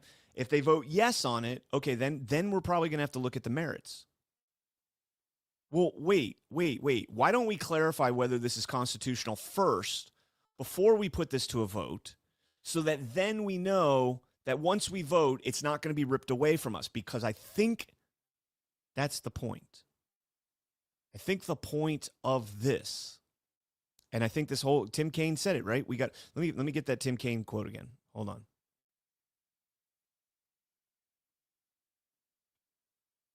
Let me get the Tim Kaine video again and play this for you, because I think he's very clear at what they're trying to do with this. Listen, let's talk about the last vote there in Virginia, the presidential vote. Vice President Kamala Harris won by about 5 percentage points. So this state is relatively split with a left lean, but 90% of House members from Virginia being from one party? 90% of Virginians are not Democrats. That's true. Correct. But about 100% of Virginians want election results to be respected. We're deeply worried that Donald Trump will try to interfere with the election results this November or in 2028, because we saw him do it before. Imagine saying Donald Trump is going to interfere with the election results as you're trying to gerrymander a 6-5 state into a 10-1 state by passing it in 6 different ways unconstitutionally. Imagine the fucking hypocrisy to say something like that, as you are literally taking away representation from almost 40% of your state. Think about that. Donald Trump is so dangerous to elections that we're going to rig an election by changing the makeup of a state temporarily, and we're going to pass that proposed amendment unconstitutionally on 6 different fronts, from the special session, not including the amendment, to the General Assembly, not doing it constitutionally, doing it without the election in between, changing the verbiage from what was passed in the Assembly to what appeared on the ballot. All of that. And you have the fucking balls to go on Fox News and say that Trump is the threat to the elections? Let's keep going. And we have to have a Congress that will stand up to it. In 2021, all 5 Republicans in Virginia went along with Donald Trump in his effort to overturn election results. And so we're giving Virginia. Oh, because 5 of the Virginians went along with Donald Trump. Maybe, just maybe, they saw something and they were concerned about it. A chance to vote, which Republican states have not done, about whether they want to have a congressional delegation that will stand up against Donald Trump's tyranny. So now the Virginians get to go vote, which Republicans have not done, apparently, about having, by the way, no Republican state has gerrymandered their districts anywhere near what Virginia's doing or anywhere near what California's doing, where Californians have 9% representation in Congress, or they will after Prop 50, and they represent about 40% of the vote. 9% representation, 40% of the vote. It's about the same as Virginia. But as California goes, so does Virginia. We've learned that through the CARB Act, through the National Popular Vote Act, all of these things. Virginia is kind of like the East Coast California right now.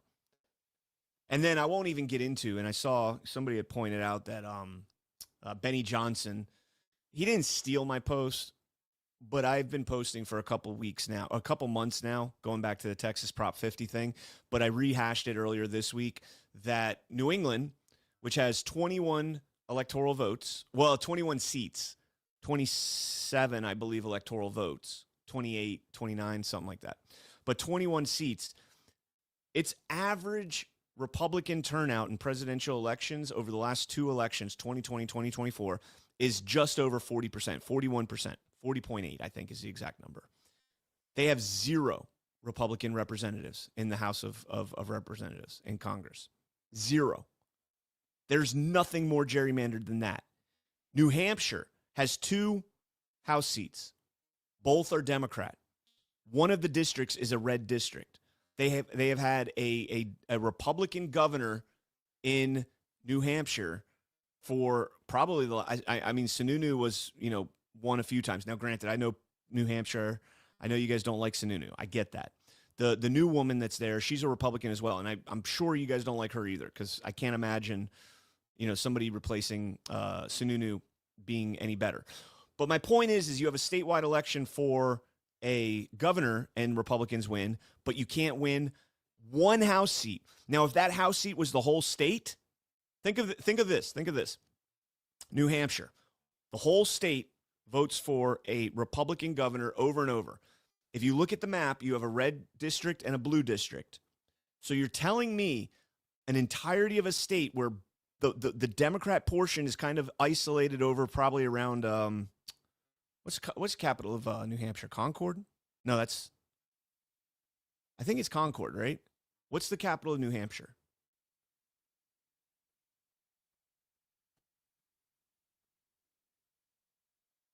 Concord. Yeah, I was right. Okay. Because I was there. So, you know, blue district there, right?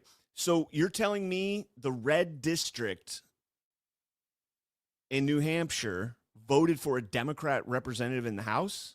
That doesn't make sense. So this is my long way of saying that it's laughable that Democrats are now freaking out about the gerrymander when they've been gerrymandering the shit out of this country for years. Illinois, Oregon, Washington, California, Virginia now, New England, New York.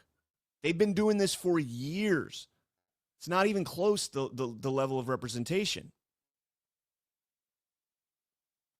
So the Virginia Supreme Court has this case, and they kick the can down the road. They punt. They say, we're not going to deal with this unless it wins. But then you look at the ballot and restore fairness, of course it's going to win. Of course it's going to win. That's a very specific term right there. Everybody loves fairness. Very manipulative term. And so then it wins, and they're like, oh, shit, well, now we're going to have to rule on this on the merits. And Tazewell comes down again and says, hey, we're issuing an injunction, 3 cases now against this thing, and I don't think the Supreme Court in Virginia is going to be able to get away from this. I don't think. And then what happens? You piss off the entirety. The narrative that Tim Kaine is trying to put out there, that Donald Trump is subverting our elections while they're actually subverting the representation of their state and subverting elections. Now that gets branded on MAGA, on Republicans, on Trump, on all that stuff. That we are the election ones, that we are the ones that are taking over elections through the Virginia Supreme Court, and we push back against the will of the people. Oh, it was just a technicality. We didn't do it the constitutional way. We changed the verbiage of the vote. All this shit. You're taking away the will of the people. No, bitch. The will of the people was not that. It should have been stopped before that was allowed to happen. The Virginia Supreme Court should have looked at that case. They should have ruled on that case. They had plenty of time to do it. They had plenty of time to tell him, no, you have to do this the right way. But if they did it the right way, they would not be able to do it before President Trump's term was over. And that entire thing, that entire referendum was nothing more than stopping Trump. That's it. They changed their constitution to stop Trump. It goes back to normal in 2030. Think about that. They changed their constitution specifically. They took away the representation of their own people to stop Trump. And they did it all illegally. There is nothing more tyrannical than that. Nothing. Virginia should be ashamed of itself. The Virginia Supreme Court and Virginia Democrats that push this should be fucking ashamed of themselves.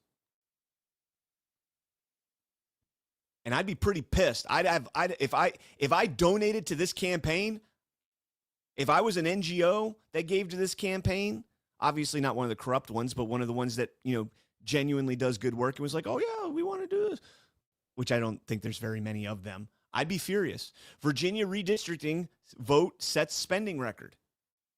So this enabled millions upon millions of dollars to get funneled into Virginia 2-3, 3-2, 3-2, 60+% going to, well, let me get the exact numbers. Hold on. $83 million in total as of April 14th, so probably more. 62 million of that, more than 2/3 of that went to the left. More than 3/4, I should say. Yeah, more than 75% of that went to the left side, right? The yes vote. Yes and no. So not only did they pass it unconstitutionally, not only did they try and take away representation from anybody that's conservative in Virginia, but they did it while reaping millions of dollars in taxpayer funds. Well, if you know ActBlue, taxpayer funds, in donations, campaign donations. That is absolutely crazy. This should be a case study. Like this, in 50 years, if our republic, God forbid, God willing, is still around, God willing, this needs to be studied. This right here, this is the epitome of tyranny. I don't ever want to hear Trump is a tyrant ever again. I don't want to hear Trump is a fascist. You literally tried to fucking rig an election, and you spent $62 million to do it, and you weren't even quiet about it. You weren't even quiet about it. So all of this, again, comes down to Florida now, right? There's been this redistricting battle. You've got Florida. Well, it started with Texas, then it moved to California with Prop 50, then Virginia with this amendment, and a bunch of other states have tried to do it. GOP states have been relatively successful at adding a seat or two. Texas added 5. Ultimately, as it sits right now, without Virginia, because I 100% believe that this is going to be overturned, but as it sits right now, without Virginia, I think the GOP is going to pick up about 3 seats, 4 seats maybe. Now, Florida has a decision coming up this week about whether to redraw their map. Just the News says Governor DeSantis is spearheading an effort to redraw the state's congressional district before the midterm elections. Earlier this year, he called a special session of the state legislature. The White House says Virginia is a purple. White House spokesman Harrison Field says Virginia is a purple state being drawn as a deep blue. Florida should draw that map as that's even redder and get it passed ASAP. Mark Meadows said over 2 million Americans have moved to the Sunshine State since 2020, and the old congressional maps no longer reflect the state. DeSantis delayed the special session until next week, ostensibly to give his office more time to propose a new map. If the Supreme Court delivers a ruling in the landmark redistricting case it is currently considering, it could radically change the Voting Rights Act governs the state maps, and that's in Louisiana versus Calais, and that's about, majority-minority districts, whether or not that's constitutional to have a district that's made up mainly of minorities on purpose in order to give them representation. It's stupid. It violates the 14th Amendment, and I firmly believe that that's going to be overturned. But the whole point in this, in my opinion, and you're seeing an attack on DeSantis. I'm not going to get into this because it's kind of stupid, but Axios, the same one that talked about the money in Virginia right there, DeSantis is begging Trump for a prime role in the administration, and this came out on April 21st. So this was the day after the election. And I think what they're trying to do now is the Mockingbird media is trying to draw a line connecting Trump and DeSantis once again after the 2024 primaries when DeSantis went full DeSantard and decided to run against Donald Trump instead of just waiting his time to 2026, retiring from the governor. He's termed out. And then running for president. That would have been great. I probably would have voted for him. Now there's no way. I would never vote for Ron DeSantis for president. I'd vote for him for governor again. You're allowed to. In Florida, you can have a broken space. So he leaves in 2026. He'll be eligible again in 2030. You can run again if you have a broken time in there.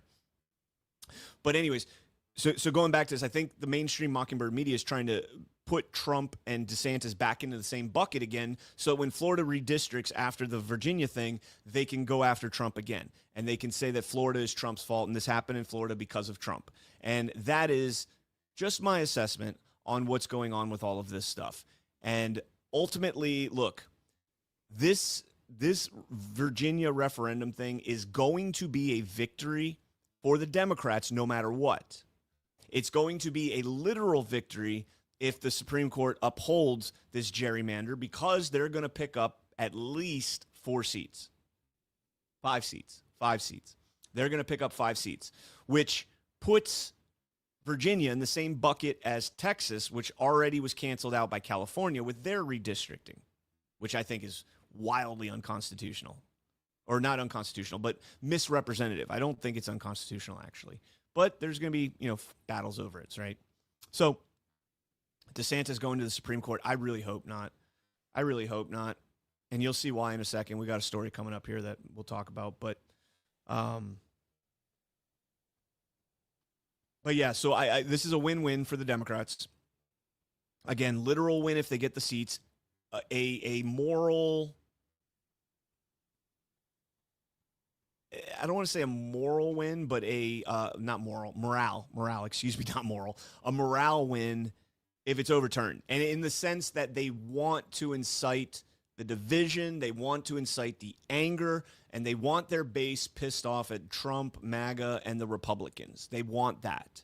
And so if the Virginia Supreme Court does end up overturning this election, which I think they're going to, ruling that amendment unconstitutional, which I think they're going to, the Democrats are going to be furious to the point where maybe this is why Southern Poverty Law Center got indicted this week, so that they can cut that funding from all these groups that would go out there and protest. I don't know. USAID, National Endowment, all of this funding is getting cut off. But you'll be seeing a No Kings protest pop up here again soon, or a No Kings aligned protest, No Kings-esque type protest popping up here in Virginia in the next coming weeks as we see this case overturned. And I think I agree with Ken Cuccinelli, former Attorney General in Virginia, that this is going to be a 7-0 victory for Tazewell County, for the no votes in this case against the unconstitutionality of this. I think it's going to be 7-0. This is a no-brainer to me, absolute no-brainer. And this is, again, the fact that it's a no-brainer is the reason why I'm so fucking pissed about this. That's the reason that I'm so pissed about this. This should have been overturned instantly. And instead they allowed it. They allowed $83 million more than $83 million to be dumped into this. That's money that never comes back. That's money that went to nothing. It went to NGOs. It went to, small businesses. I'm sure they made good money and all that, but it's a waste of money. It was an absolute waste of money. And so this whole process, man, I'm telling you, there's going to be a case study on this. There's going to be a case study on this. All right. We be live still. Yes, we are still live, Dan. Good to see you, Dan. Good to see you. All right, let's see. Where are we going to go to next? Let's talk a little bit about J6. Yeah, let's talk about some J6. Actually, you know what? Let's take a quick reset and let's hit a sponsor here before we get going. Yeah, let's hit a sponsor real quick. All right, guys. I tried to get a better freeze frame there. All right, parents, let's talk real for a second. America's about to hit a huge milestone. We're coming up on America's 250th birthday. 250 years of freedom, grit, sacrifice, and the greatest experiment in self-government that the world has ever seen. This is the perfect moment to help your kids understand why this country matters, and not just the fireworks and the hot dogs, but the story behind it all. There's a free guide called The Kid's Guide to America's 250th Birthday, and it's honestly a great way to introduce kids to how America began, who the founding fathers were, what they risked, and why the ideas that they fought for still matter today. This guide sends kids back to the moment when brave men signed the Declaration of Independence, knowing full well that they were risking their lives for freedom. It breaks it all down in a way that kids can actually understand and enjoy without watering it down or turning it into boring schoolwork. And if you care about raising kids who know where this country came from and why it's worth preserving, this is something you'll definitely want to grab. And the best part, guys, it's completely free. You just pay $2 for shipping and handling. Just head to freeusabirthday.com. Again, that's freeusabirthday.com to get your Kid's Guide to America's 250th Birthday today. America's story matters. Make sure that the next generation knows it. All right. All right, let's get back into the show now. Here we go. Let's talk about this J6 story. This is Kara Castronova, colleague over at Gateway Pundit and with Lindell TV, talking about the hearing for Brian Cole that just went down. The pipe bomber, the alleged J6 patsy pipe bomber. Hey everybody, Kara Castronova from Lindell TV here in front of the White House to give you the scoop on what happened yesterday at the alleged pipe bomber status hearing that was in the federal courthouse in Washington, D.C. So to really just summarize it for you there were 4 new counts that were added to his indictment. So there's a superseding indictment where they're now charging him with interstate transport of explosives, malicious attack to use those explosives, an act of terrorism, and weapons of mass destruction charge, which carries a life sentence. So that was sort of a life sentence. They are trying to scare the crap out of this kid to make him take a plea deal so that they can wipe their hands of this and say, look, it wasn't the former Capitol police officer turned CIA security officer. of what happened at the beginning. They arraigned him on these new charges, and he pled not guilty. Other things that happened during that arraignment that stood out to me was a real mic drop from the defense, when they literally just walked right up to the judge and said, we want to set a trial date. I think that really surprised the prosecution. Their mouths sort of fell open. A lot of the FBI agents and the DOJ that were sitting there watching sort of looked at each other in disbelief when the defense said, we want to get a trial date on the docket. I don't think that they expected that. I think that they added all of these new charges, sort of hoping that this young man, Brian Cole Jr., would be scared and plea out. I don't think they expected that at all, and it showed on their faces. So that was another huge moment there when that attorney for Brian Cole Jr. went up to the judge and asked for a trial date to be put on the docket. Another thing that stood out to me was the judge flipping out on the defense attorneys. Judge Ali, this happens often in January 6 cases when it's almost like the judge is part of the prosecution team, literally just started yelling. He went from 0 to 10 out of nowhere on the defense. No one really understood why. He just got angry at something they said and just started reprimanding them, embarrassing them, and yelling at them in court, when, in my opinion, they're just trying to defend their client, who was literally up against the federal government that wants to put him in jail for the rest of his life. And he was yelled at very nastily, to say the least, by Judge Ali. So that was another moment that stood out to me.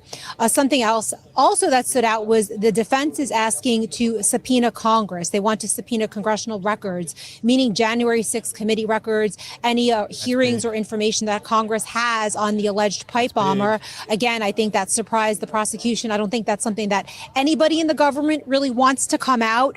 They're nervous about that. Obviously, a lot of unresolved things about January 6th. People are still asking so many questions, and the alleged pipe bomber, Brian Cole Jr.'s defense, is asking to subpoena Congress. And that's one of the reasons they are asking for a trial date, because you cannot really subpoena Congress without having a trial date on the docket. Another thing that stood out to me is that the defense is possibly going with what Let's just pause there for a second, because the J6 committee has been largely kind of concealed from public, the happenings, the J6 sham committee, and Brian Cole will have a right to know what they knew about the pipe bomber and what they've said about it.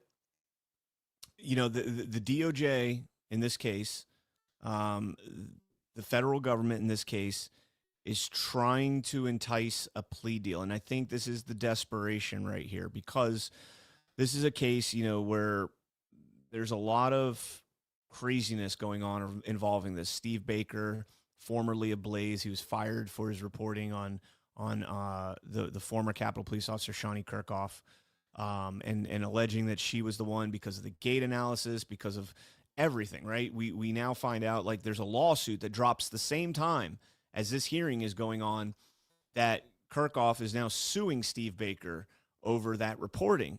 And, you know, I've written articles. I said that, you know, and just based on the court documents that came out in Cole's case, that Kirkhoff failed a polygraph. You know, she was found untruthful on the polygraph when asked if she planted it or if she was affiliated with the planting of the pipe bombs. Failed that.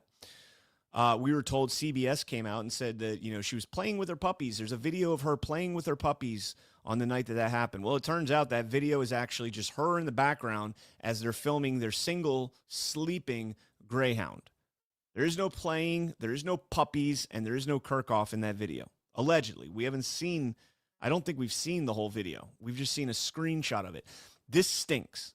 This case absolutely fucking stinks.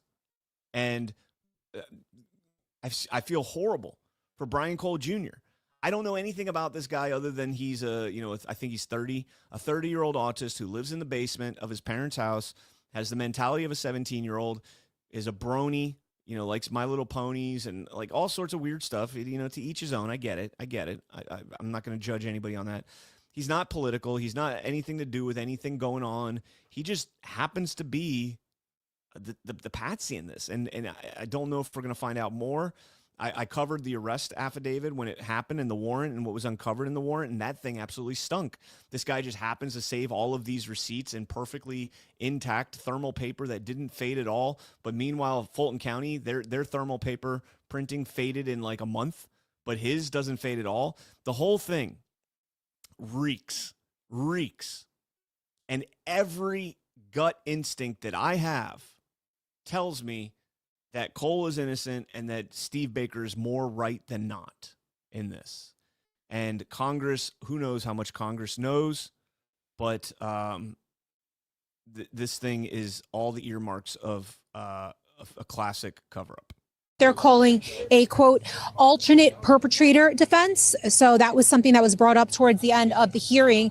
And I am making the assumption that that alternate perpetrator would be the Capitol Police officer that some publications have alleged could be the actual pipe bomber, that it's not Brian Cole Jr. So the defense is actually going to go possibly, or at least bring up a quote unquote alternate perpetrator. Something else that stood out was the argument between the prosecution and the defense. The prosecution wants the defense to have to clear anything they submit in motions with the prosecution, which is really something that is unusual. And the prosecution and the defense both acknowledge that it's unusual. That stems from the fact that the defense submitted the fact that a Capitol Police woman failed a lie detector test.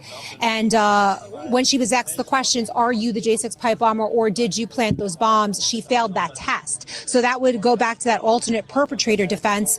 But the prosecution is saying that that put her life in danger. And moving forward, the defense should have to submit anything to them or clear with them before they put it into the court docket, which obviously doesn't seem legit to a lot of people because that's just not normal. And also because obviously that sort of interferes with the public's right to know. The public has a right to know this information. This is something that has been established in many courts when the public has a right to know certain facts, like a Capitol Police woman failed a lie detector test. When it comes to who the alleged pipe bomber was, that's something that is of the public interest. So just okay, so we can land. Wait, let me see. Hold on. It's a lot of interesting things coming. Yeah, we can land that there. So you know, it's going to be, you know, this brings up another dead horse that we beat on the show all the time, and that is that we need some transparency in federal courts, man. Federal courts need to be live streamed. I'm sick of this shit. Like, democracy dies in darkness is what the left always tells us, right? Democracy dies in darkness. Make these hearings public, live streamed. I don't even want to say oral, like listen in. You can call in and listen to some of these cases. No, we want live streams of them. I think we all have an interest in this, and you don't get to hide behind the bench anymore. You know, we need to change that. I want to watch this trial. I'm when this trial begins, I might fly up there and try and get in there and watch this, because I'm definitely pretty interested in this. Okay. All right, moving on. Let's run through. We got about half an hour left before we hit the 3-hour mark, which is the standard for this show. Let's go ahead and jump into this story. Watchdog GAO, Government Accountability Office, estimates fraud costs taxpayers between $233 billion and $521 billion annually. Just let those numbers sink in. You gotta kind of sit back and think about those numbers. $233 billion to $521 billion annually, every year. The report from the USGAO, Government Accountability Office, released on April 15th, found that, quote, all federal programs and operations are at risk of fraud, end quote, underscoring vulnerabilities in programs administered jointly by the federal and state governments. Testifying before lawmakers, the GAO official said that the scale of the problem is staggering. The agency estimates that fraud costs the federal government $233 and $521 billion annually. The structure of many federal government programs relies heavily on state agencies to administer financial benefits, to administer benefits such as Medicaid and unemployment insurance. In fiscal year 2025 alone, the federal government distributed about $1.2 trillion in grants to state and local governments. $1.2 trillion. While that decentralized model allows programs to reach millions of Americans, auditors say it also creates gaps in oversight and coordination. It's not lost to me, folks, that this report by the GAO was put out on April 15th, on tax day. As you're going to your accountant, as you're filing your taxes on TurboTax or whatever application you're using, as you're doing that, a report is coming out saying that there's $500 billion, $521 billion every year that goes to fraud. That's fraud. I'm not talking about wasteful spending. I'm not talking about programs that we don't agree with. I'm talking about outright fraud. People who receive money from these programs that we don't agree with, and it's fake.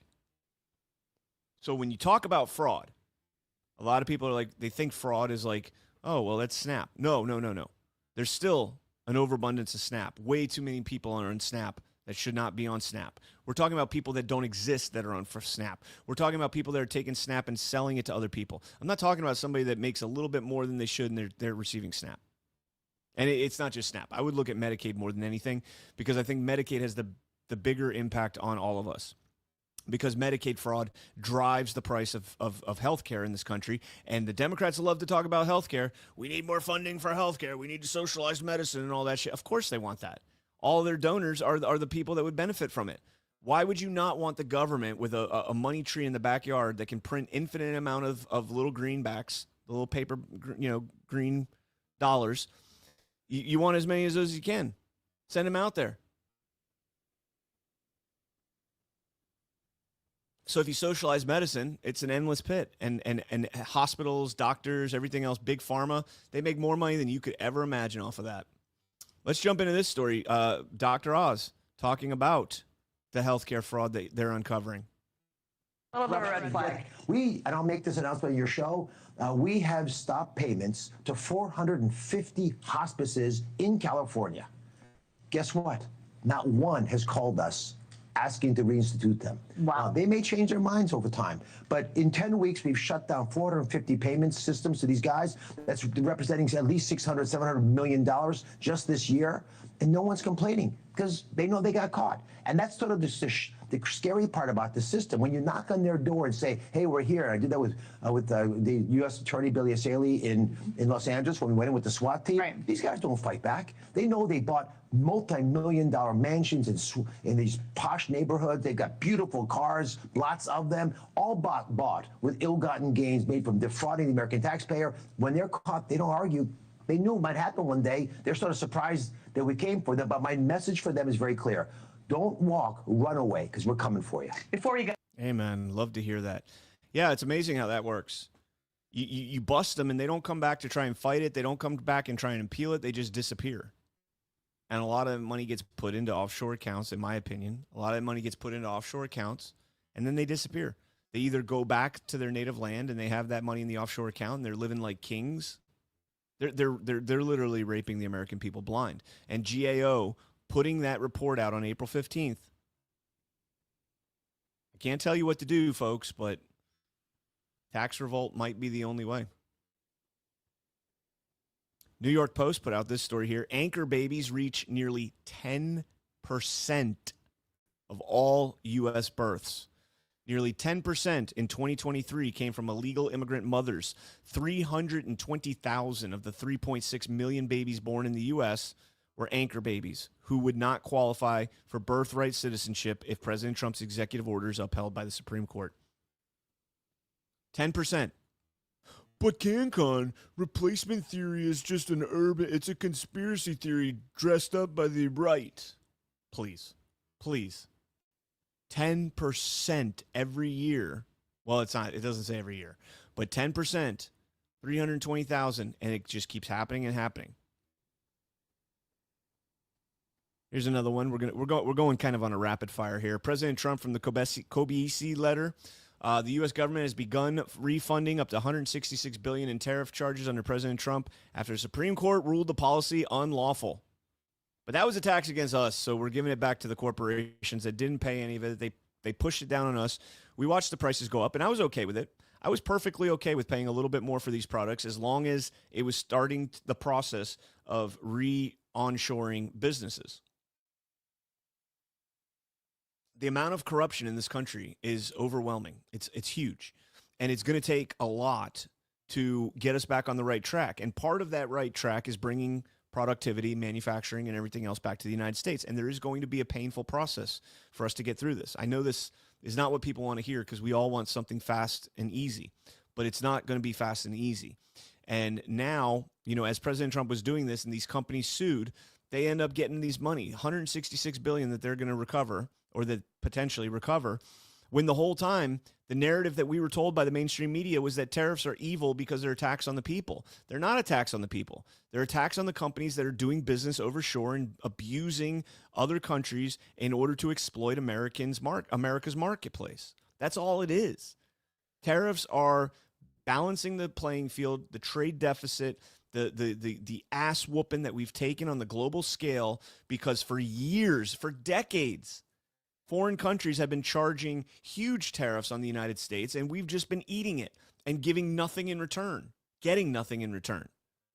Trump pointed this out, man. This is a really disheartening story. And the crazy part is everybody's going after Trump for it, right? Everybody's saying this is Trump's fault that we're doing this. No, it's not. No, it's not. It's not at all. Trump has to do this. This is a court order that he gives this money back. It's not Trump saying, well, yeah, we're going to give it back to the businesses. No, the court ordered that.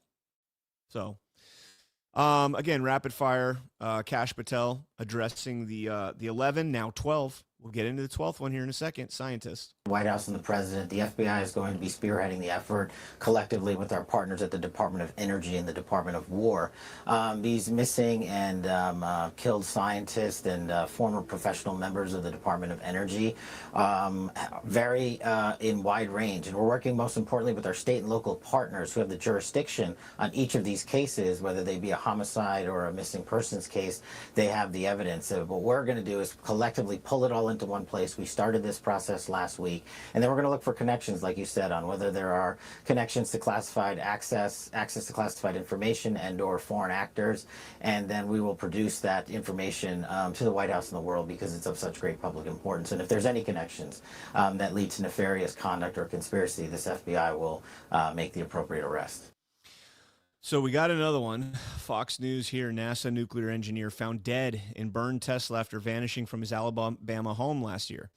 Now, he was found dead last year as well. So this is not a new story, but it's newly tied to the narrative. Well, not the narrative, but to the conspiracy that we're seeing unfold with the other 11 scientists. Says Joshua LeBlanc, 29, died in a fiery crash in his Tesla on July 22nd, 2025 in Huntsville, Alabama. His Tesla was found burned beyond recognition. The vehicle collided with a guardrail and then several trees before the vehicle burst into flames. I said this on Friday. That's hard for me to believe because these Teslas are so intuitive. They're so smart. But at the same time, because they're so intuitive and so smart, that means they can also probably be manipulated, right? Right. At 4:32 a.m. on the same day, LeBlanc's family reported him missing. He uncharacteristically failed to show up to his job as an aerospace technologies electrical engineer at NASA, where he worked on nuclear propulsion projects. What are the odds that all of these scientists work on jet propulsion, nuclear propulsion, and other types of technologies along those lines, for seeing what's going on other planets and determining if they're habitable by people? They're all ending up either missing or dead. Very, very odd. And this one has all the earmarks, the classic earmarks of the other ones. And I'm using that term tongue-in-cheek, guys.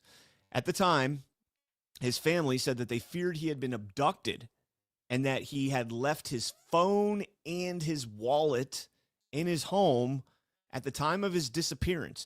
Now, that one's notable to me because, and I could be wrong on this because I've rented a Tesla a few times and I've never owned one. So someone in the chat, if you have a Tesla, correct me if I'm wrong on this, but leaving the wallet behind is interesting because don't you open Teslas with a credit card? Don't you ultimately, essentially, don't you have a credit card that you swipe over it to open it? Or is that just when you rent one, as guest access? Somebody let me know on that. So he left his phone and his wallet at home. And again, I said this on Daily yesterday. I can't imagine that you would leave both your phone and your wallet. I can understand one or the other. I do it all the time. I'll leave one of them behind and I'll not leave the other, right? Because both, like if I have my phone, I have Apple Pay. If I have my wallet, I got a couple minutes without my phone or a couple hours without my phone, and that's not always a bad thing. So, too big for bikes says CannCon is higher than anything NASA has ever launched. I am not high. I am actually, I am like 6 days where I haven't smoked. Told you guys I'm trying that out. I'm not quitting in any way, shape, or form. At 30 days, I will be right back on the wagon. But me and Alpha talked it, and it was kind of a challenge. And I never backed down from a challenge, so I accepted it. Where'd it go? Somebody said, Danae says you open it with your phone. So again, either way, you have to have your phone to open the car. So you either have to have a phone, a card, whatever the case might be. You got to have something to open your car. So, okay. Thank you for that. Police tracked LeBlanc down using the data from his Tesla Sentry mode and found that his vehicle sat at the airport in Huntsville for 4 hours on the morning of his death. His family said his trip west was not part of his plan for the day and that uncharacteristically he was not communicating with them. He was team lead for NASA's Space Nuclear Propulsion Instrumentation and Control Maturation program, I guess. NASA space nuclear propulsion technology, quote, would enable faster and more robust transportation for crew and cargo missions to Mars and science missions to the outer solar system. And then it goes through and kind of rehashes all the other ones that have been missing. So continuation of this weird thing that's going on with these scientists, man. And all of them linked to propulsion, jet propulsion, nuclear propulsion, finding out what's on other planets, all that stuff. Jackie says, I'll smoke one for you. Good to see you, Jackie. Good to see you. All right, let's jump into, again, rapid fire. Newsom PAC bought thousands of memoir copies about his hardships, juicing sales. So, and I'm going to go off the top of my head on this. Gavin Newsom, $1.5 million that his PAC spent on his book, Young Man in a Hurry or something like that, to get this book to the New York Times bestsellers list. And once it's on the bestsellers list, I don't know if that, if it's worth it to get more sales. But so what they did is they bought the books. I think they bought like 60,000 or something. They bought the books and then they turned around and said, hey, we're running a special where if you donate any amount of money to our campaign for president or whatever it is, the political action campaign committee, we will send you a free book. And so I don't think that Newsom profited from these sales, the 1.5 million. It wasn't necessarily money laundering, but it props the book up to first place. So now he can go out there and say, I've got a New York Times best-selling book. Yeah, but it's because you bought the fucking copies, you freaking derp. So again, it's just kind of sick how they do that. I mean, there's really nothing else to say about that other than that's pathetic. That is pathetic. There you go. Jackie says, this is the first show I've watched all week. Thanks, Brian. Love you. I'm glad I was the first show you watched all week. Although, wait, today's Saturday. So I'm glad. All right, let's stay on Gavin Newsom for a moment here.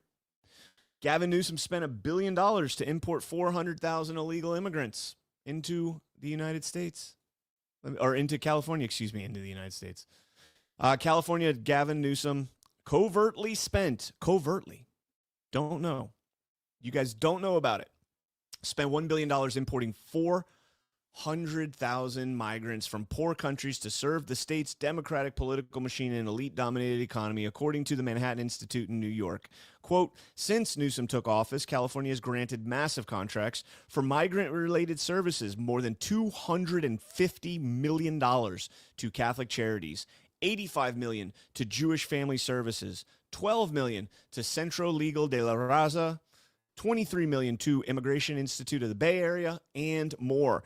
The funding, keywords right here, the funding is in addition to California's share of the massive federal funding directed by Biden during Alejandro Mayorkas' reign. That's fucking crazy. $1 billion from state funds in addition to the money that they got from the federal funding. Let me look up. Hold on.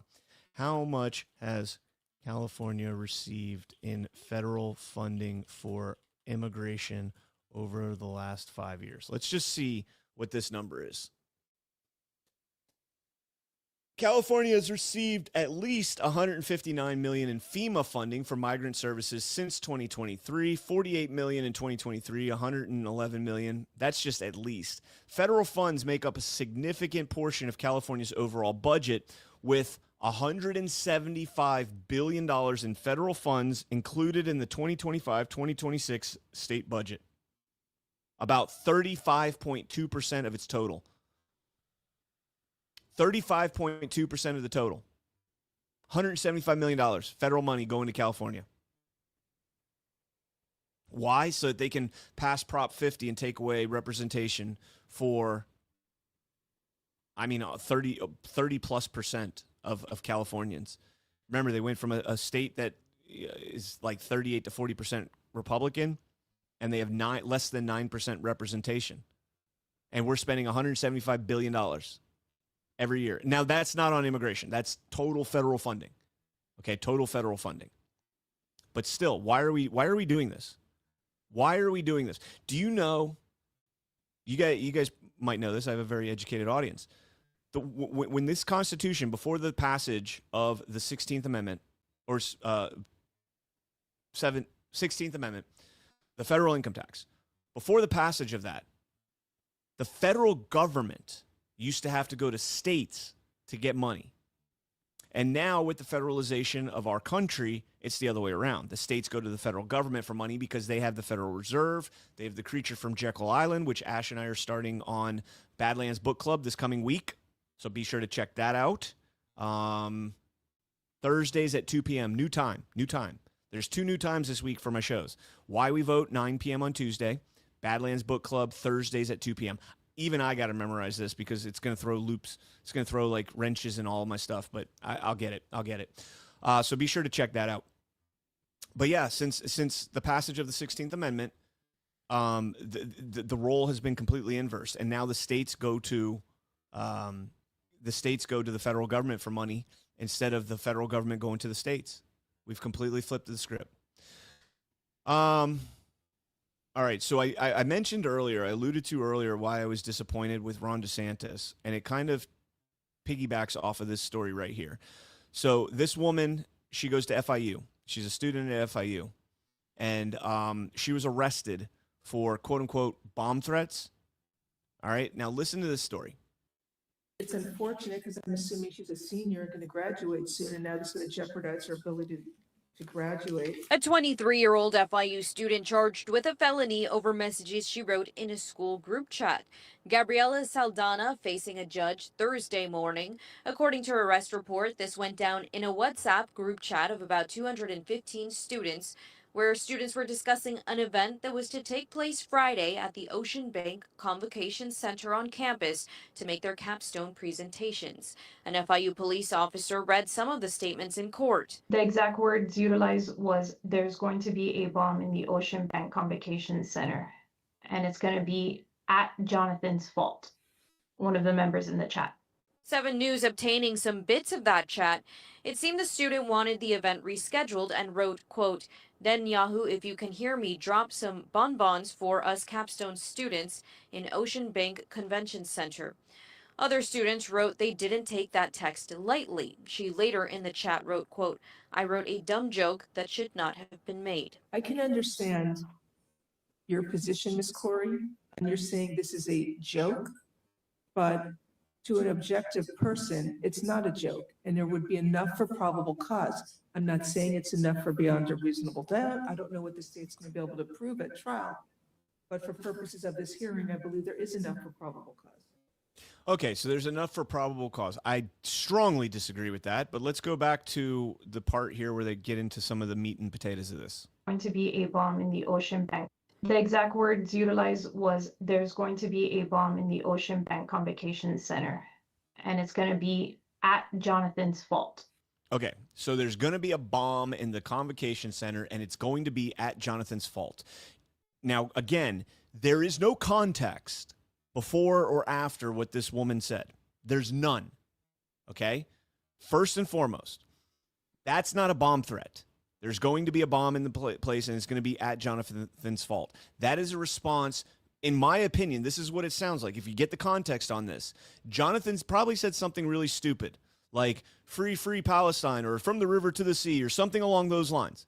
And her response was, oh, man, there's going to be a bomb now, and it's going to be all your fault because you're saying these really dumb things, and somebody's going to freak out. Or maybe he said, hey, I hope, we don't have to do this. I hope something happens at the convocation center and this gets canceled. And she says, great, there's going to be a bomb there, and it's going to be your fault because you said something like that. That's what I think happened here. I don't think she's saying, I'm going to plant a bomb, and I'm going to blame it on that guy. That's not what's being said here. That's not what's being said here. And even then, what's the frickin', what's the thing you have to, hold on.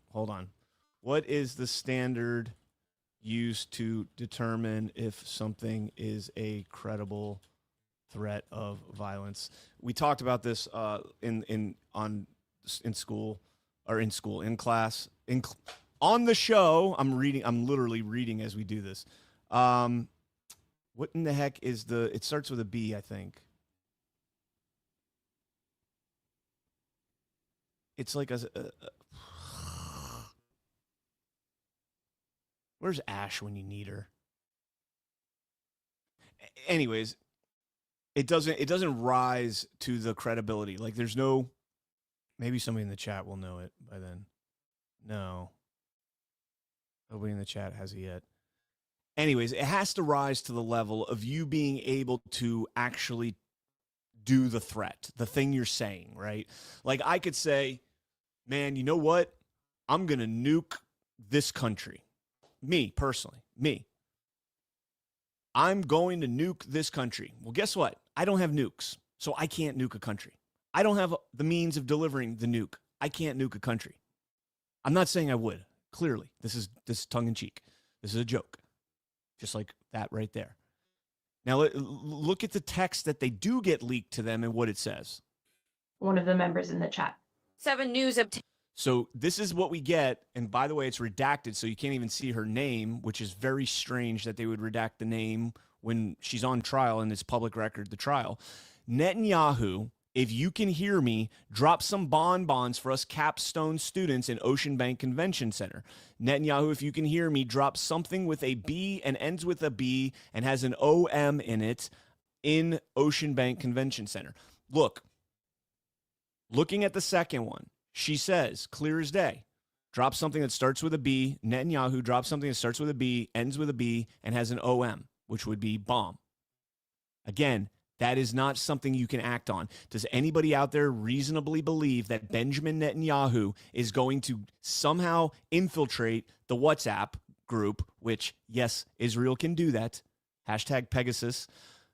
But anyways, does anybody believe that Netanyahu's going to infiltrate their small little WhatsApp private chat and then take the order from a 20-year-old senior at FIU to bomb a college in the United States?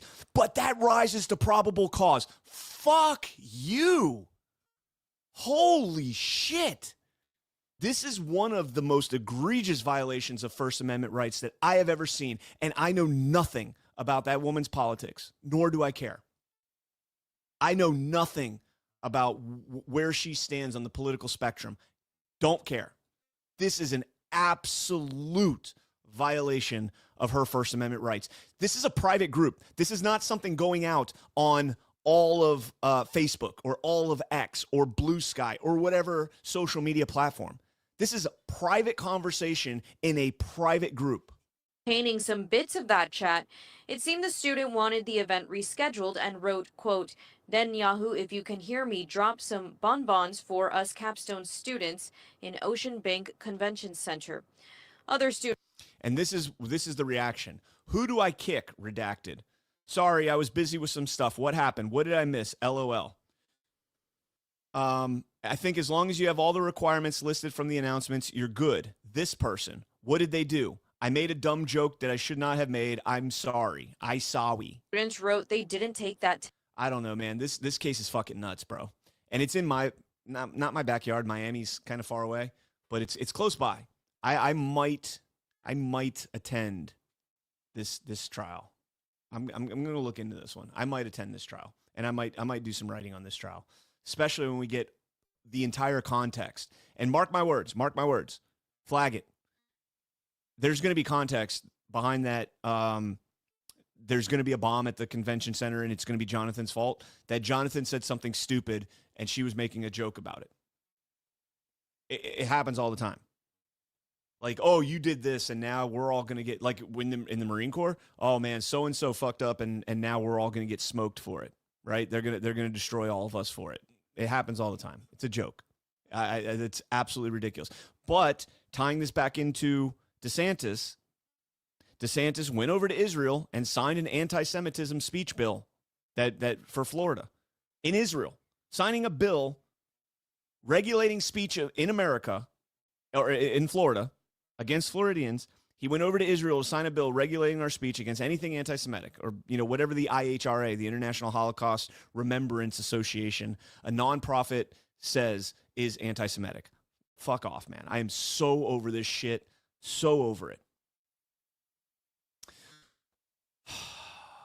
Let's see. Where are we going to go?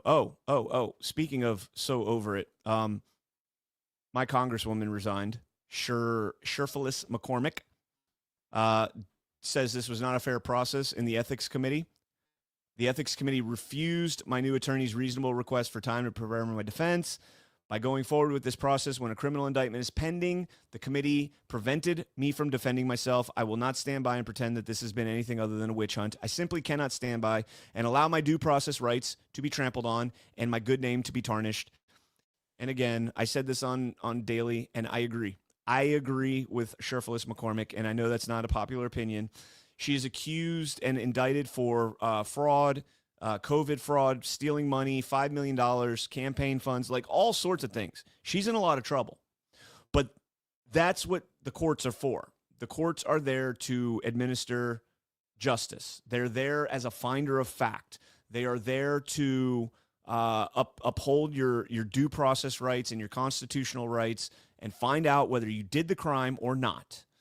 And Congress went as the ethics committee did their own trial, put her on trial, and found her guilty of these crimes. And again, I don't like Sherfelis McCormick at all. I did not vote for her. I would never vote for her. In fact, if I had to, prior there was another woman that ran here, and she was a progressive, and I've done a few shows with her in the past.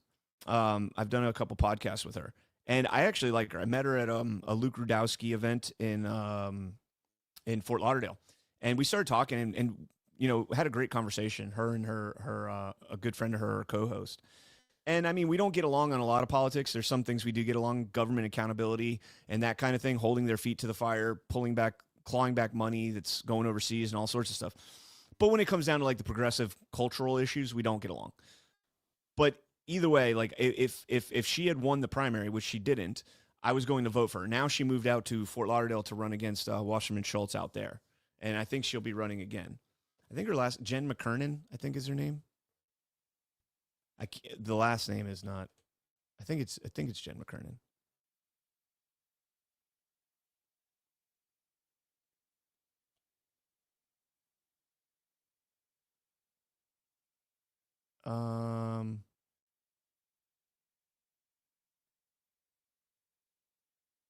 Not Jen McDonald.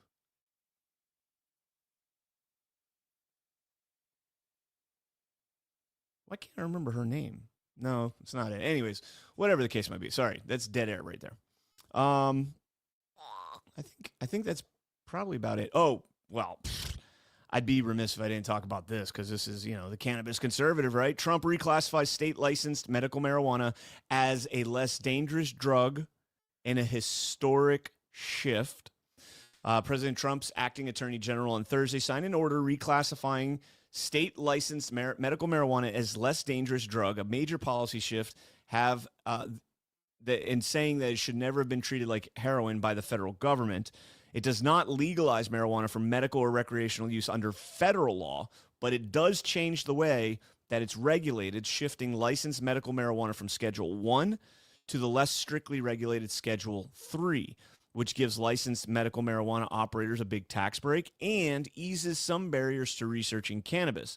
The Trump administration also said it was jumpstarting the process for reclassifying marijuana more broadly, setting a hearing date to begin in late June. I think this is fantastic.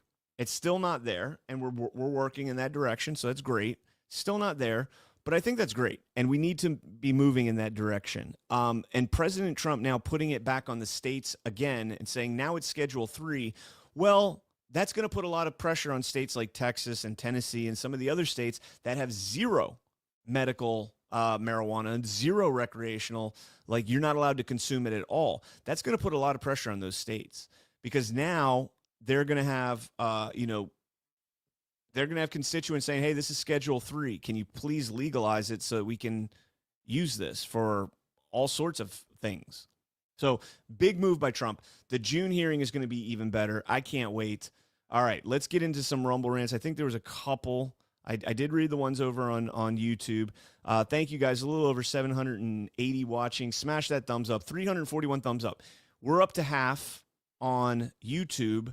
And even though there's fewer watching on Rumble, even though there's fewer watching on YouTube, we have 93 likes out of 94 likes because I just liked my own video out of 114. That's a fantastic ratio right there. We got to do better on Rumble, guys. Come on, help me out. I'm on YouTube still. Let me switch back to the Rumble page. And I think there was like 2 rants on Rumble. I know Peyton Pooh. Smay60, a joint a day keeps the doctor away. Heck yeah. There it is. Peyton Pooh. So nice to have you doing Saturdays. I listen every morning on Badlands. Still laughing that Alpha called me a Fed the other day. God bless. Alpha's a Fed, so it is what it is. I joke with Alpha all the time. I call him a Fed all the time. And I think that's all the rants. We got that one from Smay. Yeah, that's it.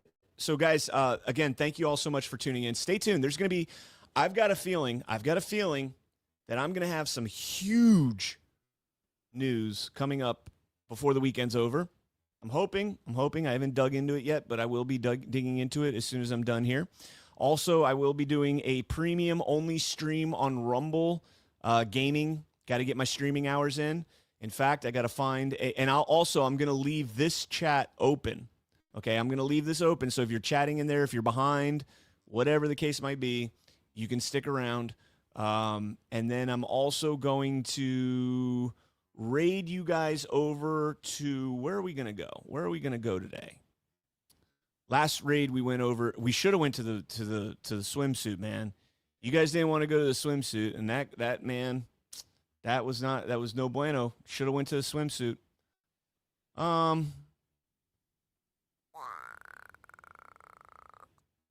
Black women's love for white men is only matched by.